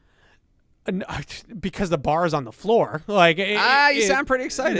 No, the bar is on the floor, and I just feel like I've been critical of Bailey Zappi in the past, so I might as well. He plays a little touch of the fever. No, a little touch, a little bit. Like our Tyler Huntley or what? Our Taylor Heineke. Sound a little excited. Sure. Like, as the backup quarterback next year, fine. Depending on who the type of player the starter is. That's another thing, too, just like really quickly that I forgot to mention. What if Jaden Daniels is the quarterback here next year and they had Malik Cunningham? Yeah, that would have been kind of perfect. Jeez. I mean, I wouldn't say, look, no disrespect to Malik Cunningham. There will be other guys with that skill set that you can get. Yeah, I know, but it would have made it like, that's what the Ravens are doing with Lamar Jackson. That's true. Yeah, that's the whole thing. All right, downs. Number one down for me in this game. I like J.C. Jackson, but my goodness, like, J.C. Jackson has just been awful for this team since he's come back. He really has just been awful. I thought this week and last week he wasn't like playing a different coverage than the rest of the defense, or like randomly just letting a guy, loose and busting a coverage left and right. Like, that wasn't happening as much. But 2 DPIs is 2 DPIs. I think the one in the end zone was a little ticky-tacky, but they called it. So 2 DPIs. The touchdown he gave up, he played the ball terribly, just terribly tracking the football there. I think what's so disappointing about how JC has played is the touchdown that he gave up to Deontay Johnson. That used to be vintage J.C. Jackson. So that's why I have less trouble with the cover zero. You call that play because you have a corner. You think you have a corner like J.C. Jackson on the outside. That used to be their bread and butter. He used to track that ball like a wide receiver. Right. So that's my now point. his whole calibration on that is all thrown Is off. that on Steven Gerrard for calling the play, or is that on J.C. Jackson? Well, That's a you gotta play know. I think they You gotta expect know. J.C. Jackson to make. You got to know. He's not the same guy anymore. I don't think that he doesn't run as well anymore. I think he's starting to get that back because I know the knee injury. Some Yeah. people are questioning whether or not he can run. On film, it looks like he can move still. I just think that he is totally detached from everything that's going on, and I don't just think it's because they're 3-10. Like he was like this with the Chargers too. Right. So I think that he's just totally detached. He's one of those guys that ultimately got paid and now has just completely fallen off, and that happens sometimes. And if you're looking at this cornerback room next year, I have no clue how J.C. Jackson is involved in this cornerback room. I can't next imagine year. he is. No, he's been horrible. Which corner's still a need. Yeah.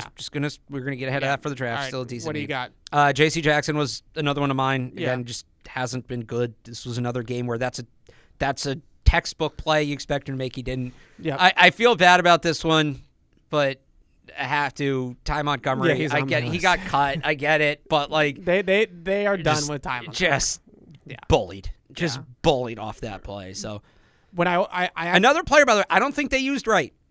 yeah, because it's funny because so one of those like empty things I was talking about. Yeah. He caught a pass for 17 yards in this game. He beat a linebacker on a little juke route and caught a pass for 17 yards, which I feel like is where he has shown flashes, is like as a route runner out of the backfield, or if you can get him that matchup in the slot on a linebacker or something like that. He has shown potential there. But on top of allowing the block punt, he also dropped a pass along the sideline that was catchable. But the block punt, I don't watch the special teams tape back all that often, but when something really bad like that Yeah. happens, I watch it back. And at first, 9 times out of 10 when a punt gets blocked, it's because of some sort of assignment breakdown, right? Like you just don't pick up the guy properly. Right. They had this pick up fine. It was a standard rush. It wasn't like Pittsburgh did anything super exotic or anything like that. He just got bullied as the wing on the end of the line. Got replaced in game by Kyle Duggar in that role, and then gets cut the next day. A really tough game for Ty Montgomery. Who's your third one? We don't usually do this, but this was so egregious. Yeah. Eddie Faulkner, What? Steelers offensive coordinator. What? At the end of that game, This is so random. you Okay. have 3rd and 2. Yeah. This is for all the people who want to see the Patriots tank, frankly. Yeah. 3rd and 2 Yeah. with 2:06 to go. Yeah. It's 4th and 2, wasn't it? Well, no, first you were at 3rd and 2. Oh, boy. With 2:06 to go. He threw it. The clock is going to stop. Yeah.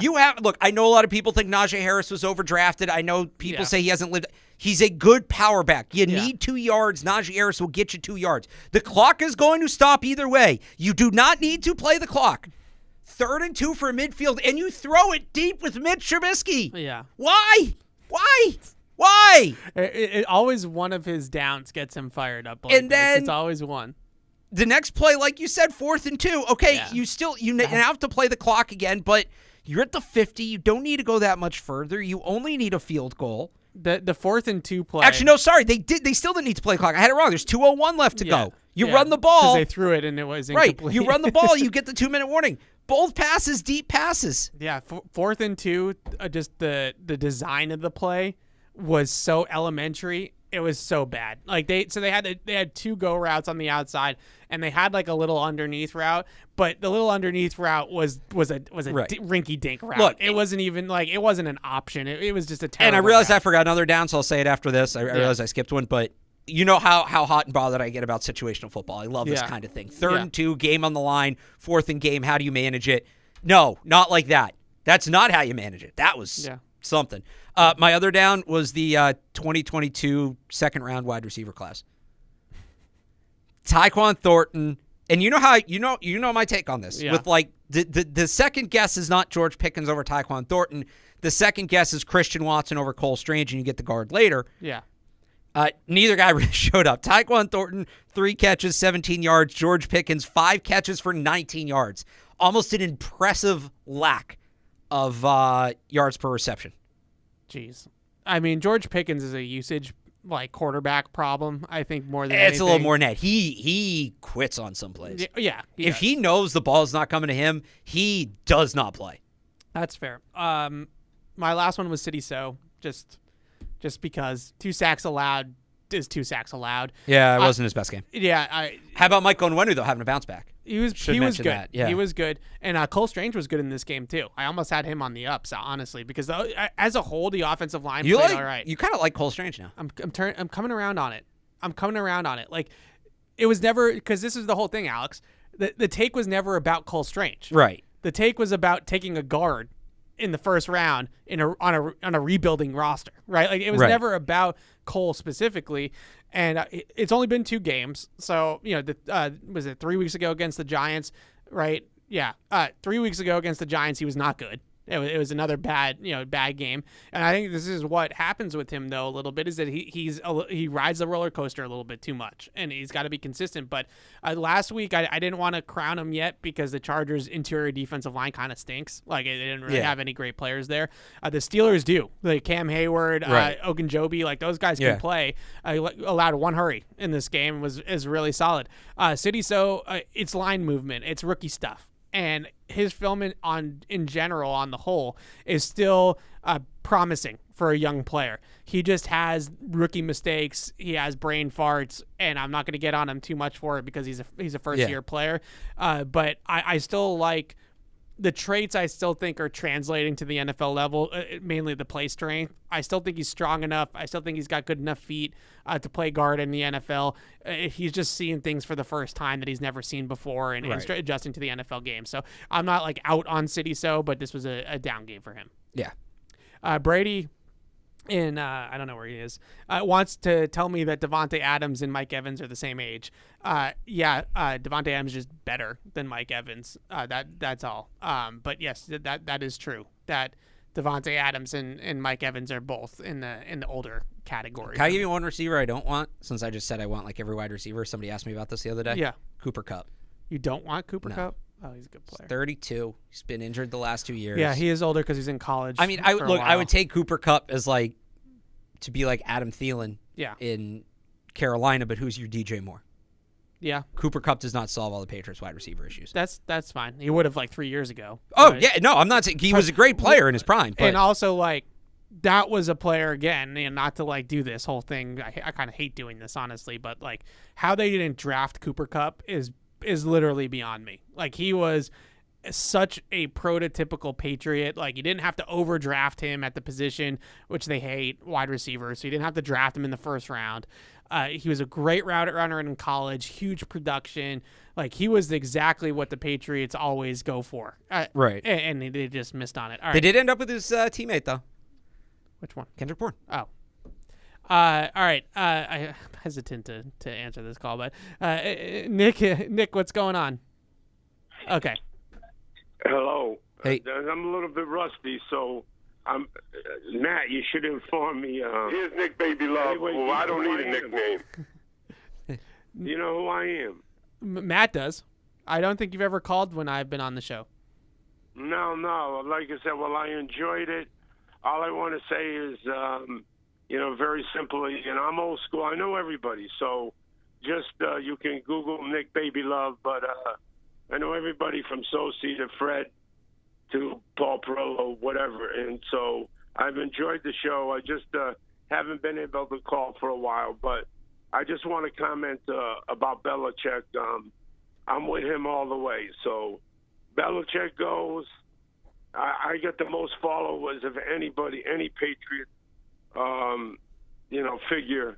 If you want to call me the leader of Patriots Nation, whatever, they got a problem. You know what I mean? I just think Belichick is earned the right to finish out what he wants to do and leave when he wants.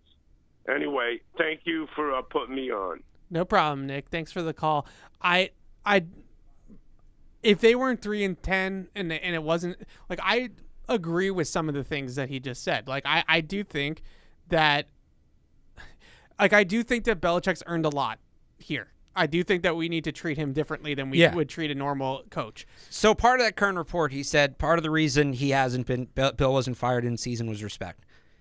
I agree. People were mad about that. I have no problem with that. Now, I think another part of the reason he wasn't fired in season is if they want to trade him, they have to wait till the end of the year. And I'll put up with a few more games of this team if it means they get another top 50 draft pick. But this isn't, the Red Sox firing Chaim Bloom. That's just the first one that comes to mind, right? This is its own. And I've said this word, Bill Belichick will never be fired. Whatever it ends up looking like, Bill Belichick will never be fired by the New England Patriots. Parting of ways. Retirement. Trade, like at most a retirement. Yeah, it's tough. And, we've talked about this a little bit off the air, but you also have the Brady thing in June. There's a lot, he's so attached to the organization forever that how you plan out I don't envy the Crafts at all about planning out an exit strategy here, because the best case scenario, even if they didn't win again with Bill, he breaks Shula's record and then he retires at the end of that season and rides off into the sunset. Right. That was the best case scenario, but he's going to need a couple more years to break Shula's record, and they're 3-10. If they were 8-9 again, like they were last year, and you wanted to make the argument that Nick just made, that we should just hang on to him and let him play out the string, he'll break Shula's record in 2 years, and then we'll move on. I guess I could feel that just because of who he is, right? And just because he's Bill Belichick and he's won 6 Super Bowls with this organization, and he is going to be tied to this organization for the rest of the time.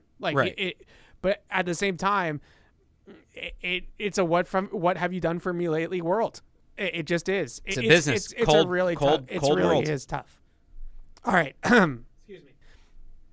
Let's talk a little bit about the Chiefs. We have a couple more calls, but let's talk. We take the calls. We have one more call. He just called in. It's fine. Let's talk a little bit about the Chiefs and in this game on Sunday.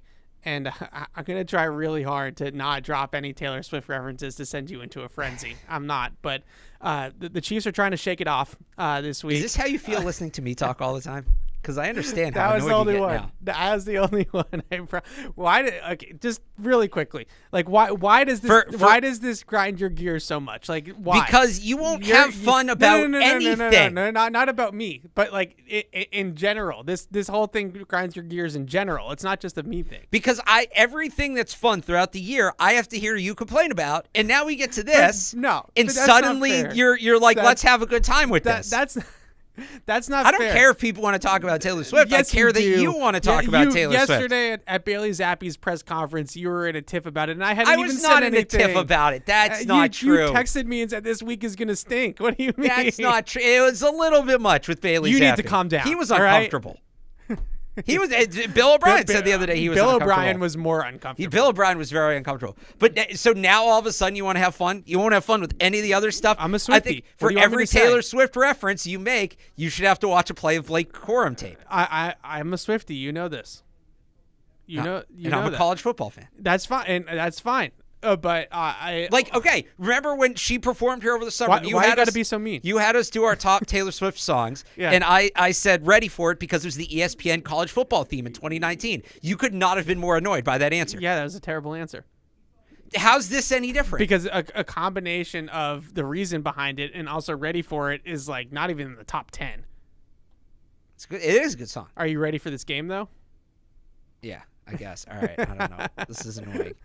I know I'm uncomfortable. Now I'm just doing. There's a certain order to the universe, and I feel like it's been broken by you suddenly having all this fun. I'm uncomfortable. You're very delicate about this right now. No, I don't like. I'm nervous that it's making me nervous how much fun you're having. I don't know what to do with this. I mean, at some point, at 3-10, you gotta find some happiness and fun in something. Apparently, I've been trying to do that for months, and you've had none of it. Oh, man. Well, you thought it was too much that I picked the Steelers offensive coordinator for a down. That was too far off the tracks for you. It was a little off the tracks. But this is whatever. Yeah, it's all right. I just stay on your side. I'm of the uncomfortable. Street, all right? Is that another song? Okay. I'm uncomfortable. So we're gonna move on. There's so many people in our YouTube comments to our show yesterday, our PU show yesterday, so annoyed that we would even utter the name Taylor Swift on the show. Just why are you talking about her? Nobody care. Okay, so you really care about this game on Sunday? Just let me know if she's ringing the bell. That I don't know. Okay. But they're not going to, like, she's not going to, I know she's not going to ring the bell, no, but like she's if she coming as a representative of the Kansas City Chiefs. It's so not that's like, what I'm wondering if they, because like when they play like Bon Jovi, right? They show him Yeah. up there. Like, are they going to show her and she's going to be like, what, I don't go know that. Chiefs? I don't know. Because they're going to play her song if she's here, I'd imagine. I would think so. I mean, they probably play her song, like a song. They in the usually game play Taylor Swift anyway. Yeah, played at Army Navy. At some point.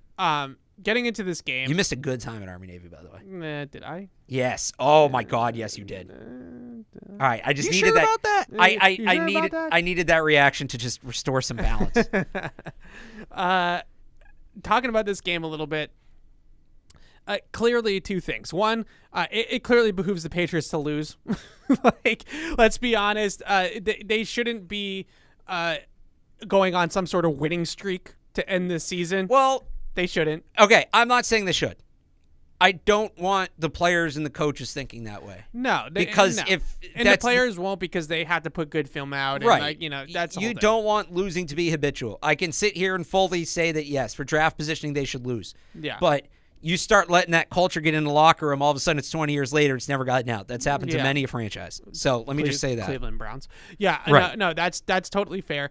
But the second thing that I wanted to say is I am interested in this game from a Chiefs angle a little bit. The bigger national story, besides Taylor Swift, the bigger national story here is, are the Chiefs even a Super Bowl contender, right? Like, and they are because of Patrick Mahomes and Andy Reid. But like the Chiefs and their slump that they're in right now, they've lost 3 out of 4. They've lost back-to-back games.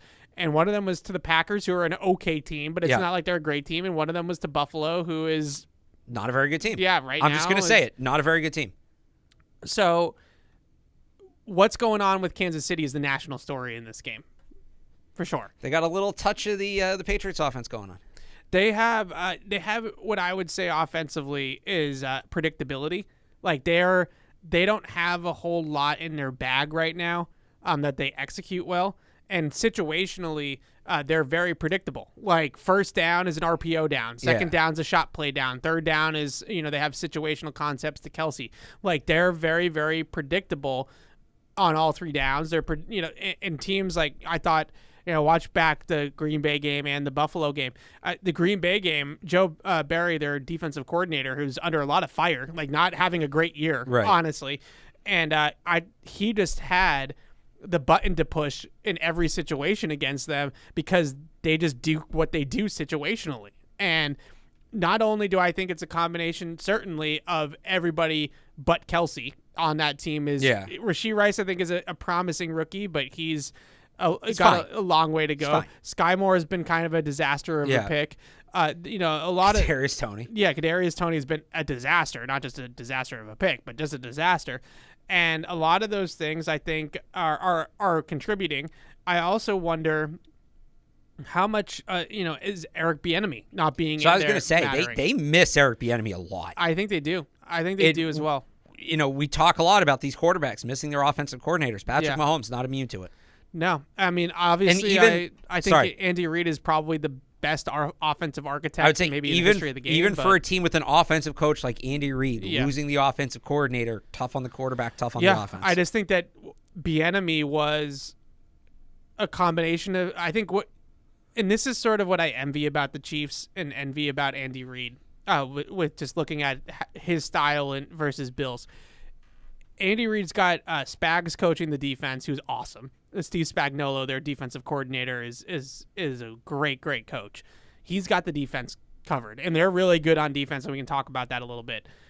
Offensively, the last couple of years, he's had Bieniemy, and basically all Andy Reid has had to do is like just mess around, like literally, like he just came up with cool stuff.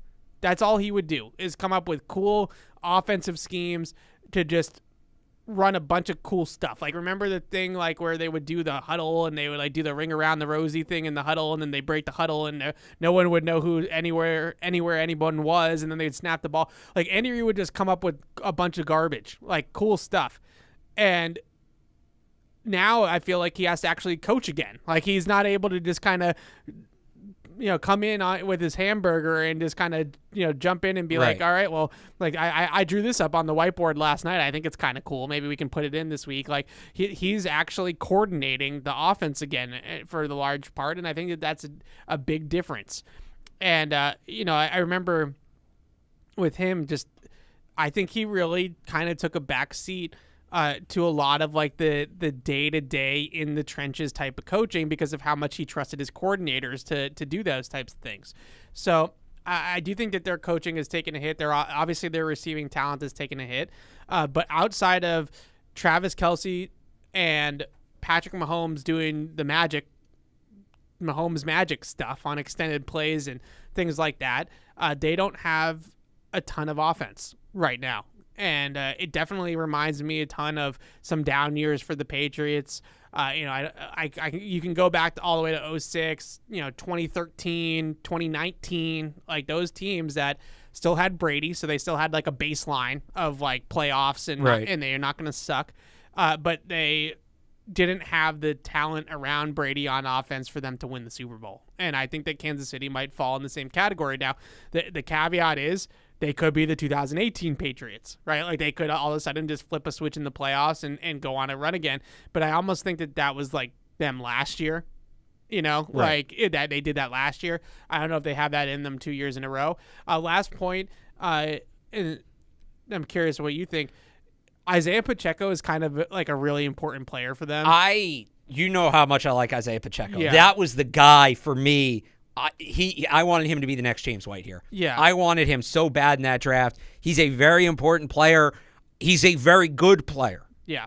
And if they don't, you said, short of Patrick Mahomes and Travis Kelce doing the magic, I think the Chiefs could beat the Patriots with Isaiah Pacheco. If like Travis Kelce's locked up and the Patriots say, fine, beat us throwing to Isaiah Pacheco. Yeah. I think Mahomes and Pacheco could do it. Yeah. Without Pacheco's a really Pacheco, good and he player. didn't practice yesterday, so we'll see where Yeah. he's at. And he didn't play last week. Right. It changes a lot without him. I truly believe that. It does, because with him, they're not a great running team, but he's a pretty good runner, and they can run the ball a little bit, and then they can throw it to him out of the backfield too. Just from a production standpoint, I have him on my fantasy team, so I know he's had a great year, like from a production standpoint, and he's on film. He's fast, runs physical, runs hard. He's a good player.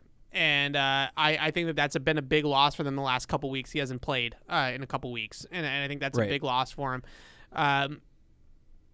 Where do you stand, I guess, on the Chiefs now and in this game? Because when I look at this game for the Patriots and I look at the state of the Chiefs, I do think that there's a chance, not that the Patriots win, like I'm not picking them to win, but there is a chance, and I also would say that I am expecting the Patriots to be competitive in this game. Like, I don't think the Chiefs are in a firing at all cylinders mode right now where they should be running away from you and winning this game by 3 touchdowns. Like, they're just not playing that kind of football at this moment in time. So I think the Patriots should be able to hang in there on Sunday against the Chiefs. I think it's going to be close. And they always play the Chiefs well. The last time these teams played, it's crazy, it's been this long, was the Cam Newton COVID game. The COVID game, yeah. When they went in on a Tuesday night with essentially a day of prep, with Jarrett Stidham and Brian Hoyer, and that throwing in N'Keal Harry, and that thing was close until the fourth quarter. Chiefs kind of pulled away late, but for 45, 50 minutes, that was a close football game. And Brian Hoyer throws the pick at the end of the half, right? Like if he doesn't throw. No, it wasn't that. He took a sack. Took it was the one thing he couldn't do with the clock running. They were going to kick a field goal, tie it, and. Yeah, and that was when they had Tyreek Hill. Yeah. And we haven't seen the Patriots have always had a very good plan for Mahomes. Yeah. It's that much easier now without their plan used to be take away Tyreek Hill and make Mahomes win with Kelce, and they couldn't do it. Now the Chiefs have taken away Tyreek Hill. It didn't start that way. Tyreek Hill, the first 3 games, well, because off against that the first game, it was the 2017 opener. Yeah. And that was Tyreek Hill's coming out party. And that was Alex Smith, not even Mahomes. Right. And then they played a game here, the regular season game in 2018. Right, and Hill had a big game. He had 3 touchdowns, over 150 yards. He had a huge game. That was the game he got the beer dumped on him. And then when they went to the AFC Championship game, they doubled him like half the time, and they took him out. That was the plan that then shifted to we need to take. And now he's not there. So no, I do think it's going to be close. I do think there's going to be a close game, unless you just get pissed off, F the world. You know, Mahomes. The Chiefs get the Patriots. That thing the Patriots used to get late in the year, and you talked about some of the years where they weren't talented. Yeah. It would get to the point where their lack of talent would just, for lack of a better word, motivate them to be better. Yeah. Even in 2018, remember Brady does that interview on the sideline after the Chargers game. Everybody thinks we suck. Yeah. And then he came out the next week and probably played one of the best games of his career against the Chiefs. Does the way last week ended and the way the last few weeks have gone, I think last week may have been a bit of a breaking point for Patrick Mahomes. And the question is offensively, do they have enough to even have to make that matter? Well, Maybe so the thing is, with Mahomes. How does Patrick Mahomes handle it? Yeah. And this is the first time he's really been in this spot. Does he take the Tom Brady approach and say, if these guys aren't, because I truly believe there's really no film way to back this up. There's no tangible way to back this up. But weren't there times where it just felt like Tom Brady would essentially say, even if these guys aren't good enough, I'll make them good enough? I'll just be that good that the players around me. I mean, the Saints game-winning drive is always the one where you can point to with that. All those Chiefs fans want to compare Patrick Mahomes to Tom Brady. So the one thing can Patrick Mahomes get to the point where he says, you know what? I'm going to make Kadarius Toney good. I'm going to make MVS good. I don't care. I don't care how bad these guys are. I'm going to throw a pass they Tompkins can't drop. And Aaron Dobson? Right. Yeah. Can he do that? And if That's you fair. get that, if Patrick Mahomes does have that, and I don't think he does because nobody besides Brady has ever had that gear. Yeah. But if anybody's going to have it right now, Mahomes is as good a bet as anybody. If Mahomes has that gear, look out. We're going to find out this week because it's now or never. So with Mahomes, what I think is interesting with him, I think one of the stat, like if you look, there's no comparison to Brady yet. We all know that. No, I've always said that. There isn't. Remember last year when they tried to be like, Mahomes just won the Super Bowl on a busted ankle. Yeah, what does Tom Brady literally did that in his first Super Bowl? Yeah. That was so funny. Oh, my God. They were so mad when I pointed that out. Yeah. No, but it's different. Blah, blah, blah. Modern medicine. Like, modern medicine makes it easier. Okay. That aside, the fact that Patrick Mahomes hasn't played a road playoff game yet in his career is wild. That's a wild stat. Tom Brady hadn't lost a playoff game at this point in his career to where Mahomes is. Well, he's lost a couple of them. That's not true. But 18, 19, 20, 21, 22, 5 years. Brady lost his first playoff game in year 4 to Denver. Yeah. Mahomes lost his first. Or I guess year 5. Yeah, I guess you're right. Mahomes lost the first playoff game in year 2 to Brady. No, I'm not saying that there's a comparison. I'm just saying I know. It is wild. It is impressive. It is that impressive. he's never played a road playoff game. So to your point, Tom Brady played more Super Bowls than wild card games. Oh my God! To your point, that Mahomes has never been in this position before. He hasn't. This is the first time in his career. And I get Brady beat him in twice, in the Super Bowl in Tampa and then the AFC Championship game with the Patriots. But in his career, he has never really faced this much adversity before. Losing in the playoffs in the Final Four of the championship, Super Bowl, is not adversity. It's a different kind of It's its own thing.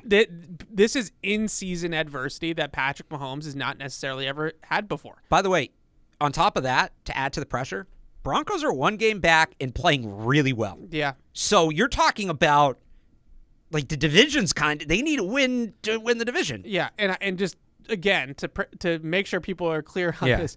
This is about the Chiefs winning the Super Bowl, not the Chiefs beating the Patriots on Sunday. Right. Right. This is a big picture But conversation. this is my point. This is the game where those Patriots teams, and this is why and I have a bigger take I want to get to in a second with this, but for everybody who compared the Chiefs to the Patriots and saying this is the new dynasty, this is the spot where the Patriots will lose a couple of games.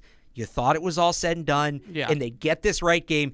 If it was the Patriots playing a bum Chiefs team in this spot, like the Brady Patriots, they win by 3 touchdowns. They would put up no fewer than 42 points. It's on to Cincinnati. Right. Yeah. Exactly. Yeah. And this game, where the Chiefs are, and this isn't so much about the Patriots-Chiefs matchup, but I want to make a bigger picture point here, Evan.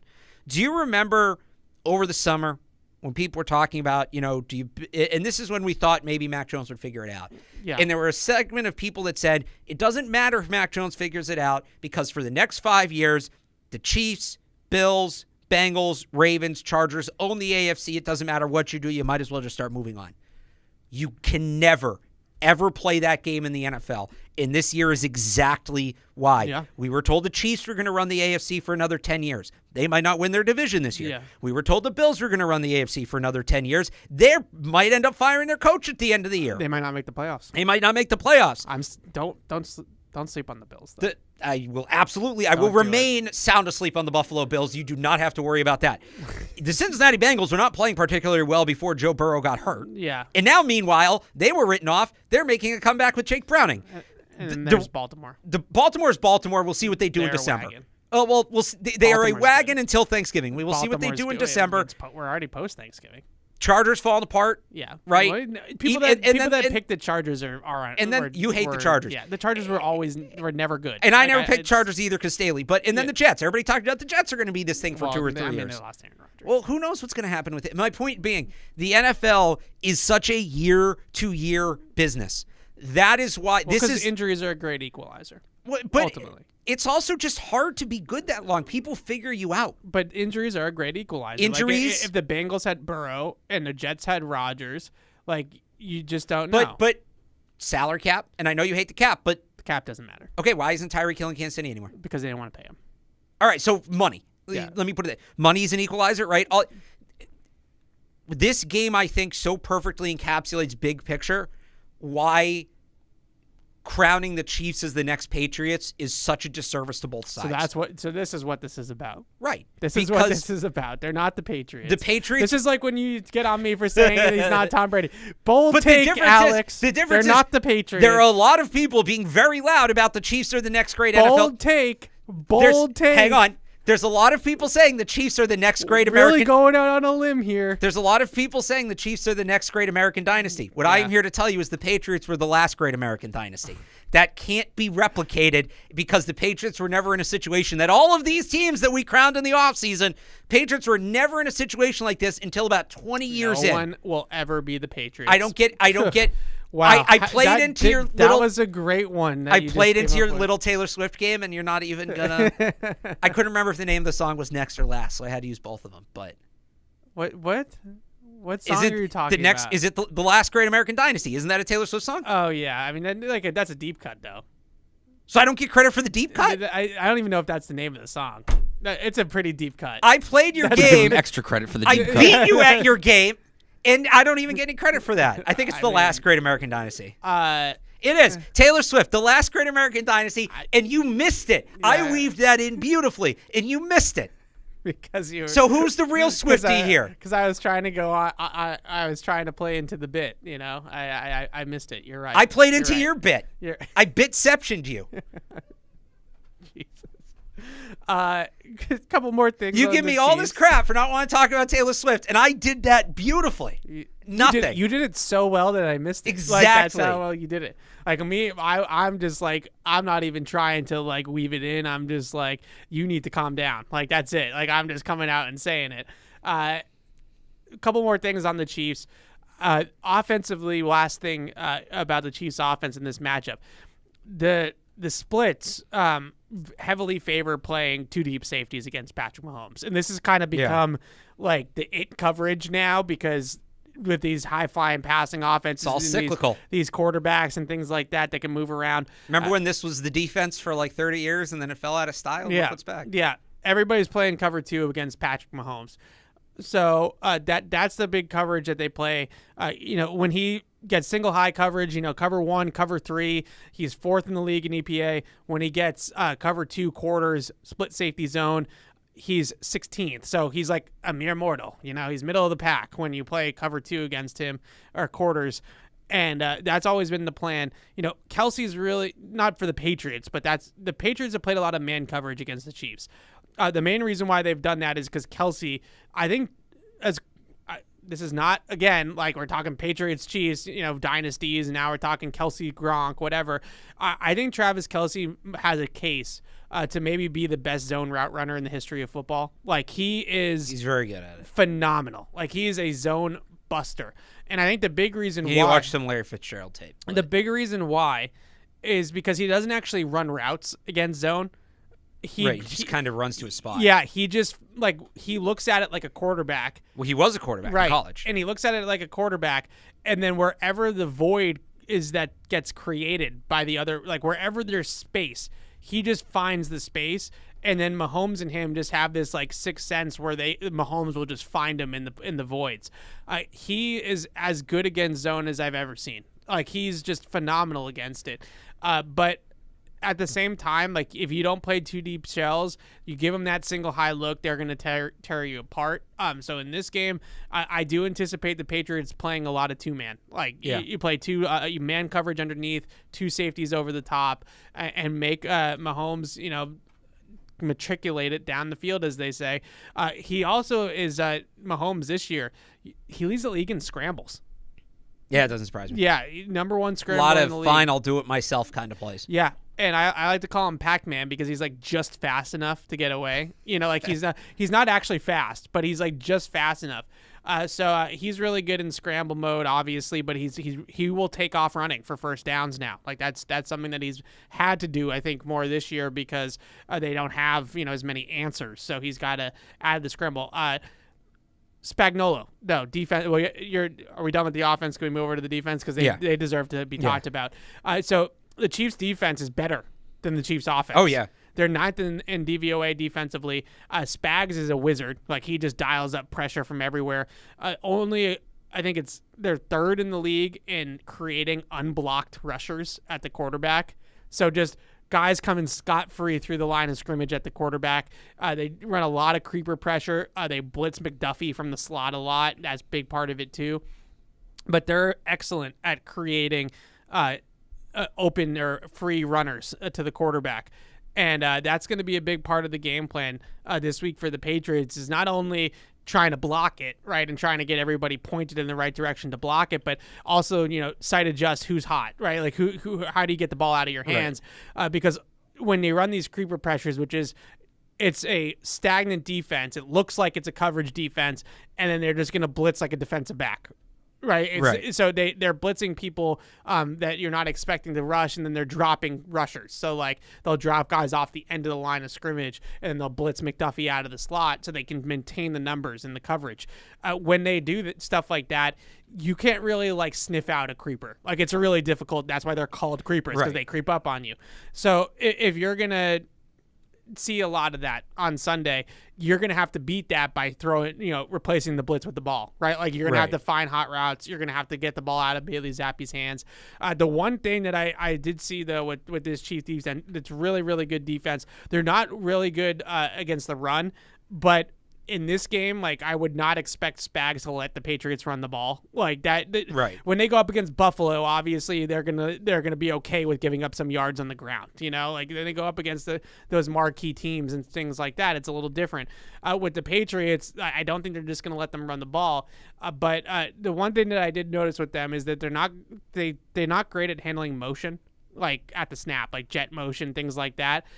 A lot of times, like they'll motion and they'll try to cover the motion in an open space elsewhere. It's not necessarily that they can't make the play on the guy that goes in motion. It's like if you motion to the left and then throw back to the right, you can find openings in their defense that way. So using motion as eye candy to kind of like draw the defense in that direction and then hitting them elsewhere has been effective against this defense in the past. But it's a really, really good defense, and they're carrying them a lot. And so you mentioned earlier, like, how could the Chiefs run away with this game? To me, it's the defense dominating the Patriots. And it's one guy. It's Chris Jones. It's Chris Jones just blowing up the line, getting pressure on. We've seen Zappi pressured quite a bit in the last two games, and he's handled it relatively well. I don't think he's been perfect, but I'd say more good than bad. Yeah. Well, no, like pressure in his face specifically, not the blitz, but like rushers coming wherever they're coming from. Rushers coming at him unblocked or half blocked.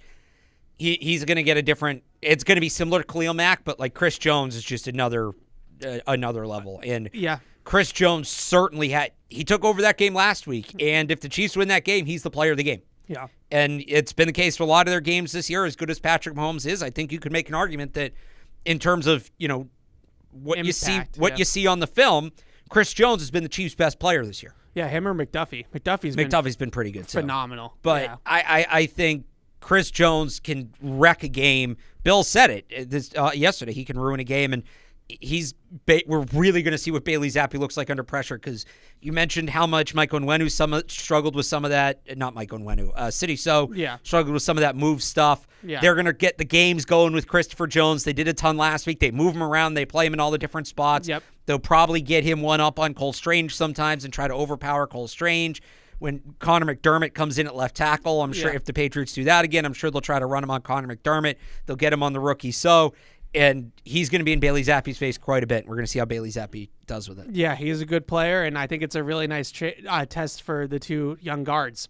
Cole Strange and City. So I've been singing Cole Strange's praises today. This is a matchup that historically, and Chris Jones eats up a lot of guards. So I'm not saying that this is just a Cole Strange thing, but a long, big, physical, powerful interior rusher like Chris Jones. This is the guy that Cole Strange has really been benched at times, throughout the last couple of years because he can't handle. So it'll be interesting to see how this looks. But that's, to me, how the Chiefs blow out the Patriots is the turnovers on defense, negative plays on defense, and the Patriots just not being able to move the ball against a really, really good KCD. All right, we got one more phone call, and then we're going to wrap it up here. James is in California. What's up, James?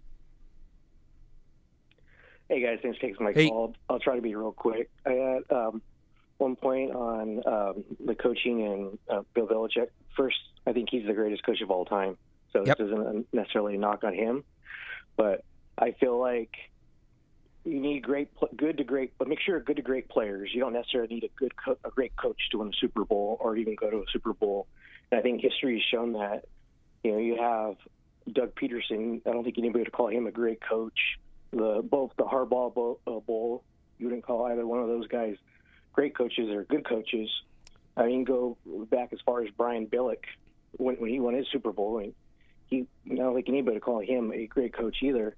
But when you have both the players and preferably the quarterback being one of the great players and a great coach, I feel that's when the coach is able to showcase his greatness because the players will keep him there long enough to show how great he is. And I think that's what happened with Bill Belichick and why he failed in Cleveland and why he's failing now is because he didn't have the great players. Because he had the great players with Brady for so long, he was able to showcase that he was the greatest coach of all time when it came to teaching positions and also teaching in-game management. And so, when it comes to Patriots fans worrying about losing him, I really am not that worried about it because as long as we get a decent head coach, but someone that can evaluate talent as far as the GM goes and bring in talent, I feel like we'll be okay. And that's all I got. Take it off the air. Thanks, guys. Thanks, James. Look, I mean, I agree with a lot of what he said. It's a tough position. We were, kind of mentioned this a few minutes ago. It's a tough decision because there's still so many things that Bill Belichick is really good at, and there's still so many things that he's probably better at than anybody in the world. And I think one of the bigger things that he said that I don't think that Bill gets enough credit for is his ability to teach the game. That's such a big part of what makes him great is, just remembering some of the football life stuff and him going up to Julian Edelman and teaching him how to read the punt off the punter's foot and, little things like that. Or we see him out at training camp and he'll watch an 11-on-11 play and then go make corrections with 7 different guys. And you're just how did he see all that, right? And then he's able to kind of just tell the player the most important elements, not to throw all this information at a guy. Just say, hey, if you put your hand a little bit more over here, or you do this or you do that, then it'll be easier for you the next time. Those little things like that. And he's still great at that. He's still an encyclopedia of football history, knowledge, all of that. But I think where we all come from it is, you are what your record says you are. Right. And to sit here and say that nobody could do a better job when you're 3-10 is just a little disingenuous. It stinks because to the caller's point, if he could just stay and let somebody else get him better players, that's the perfect world. Yeah. It's not going to happen. It's not who he is. He's not going to coach somebody else's players. So. All right, that does it for us. We will be back next Thursday before the Broncos game, Christmas Eve Broncos game in Denver. And enjoy the game on Sunday. Enjoy the Swifties on Sunday. They're going to be all out in full force. Evan's a fake Swiftie. And PU's up next. Thanks, guys. Bye. Thank you for downloading this podcast. Subscribe on Apple, Google Play, and everywhere else you listen. Like the show? Please rate and review us. Listener comments and ratings help keep us high in the podcast rankings so new listeners can find us. Be sure to check patriots.com for more news and more podcasts.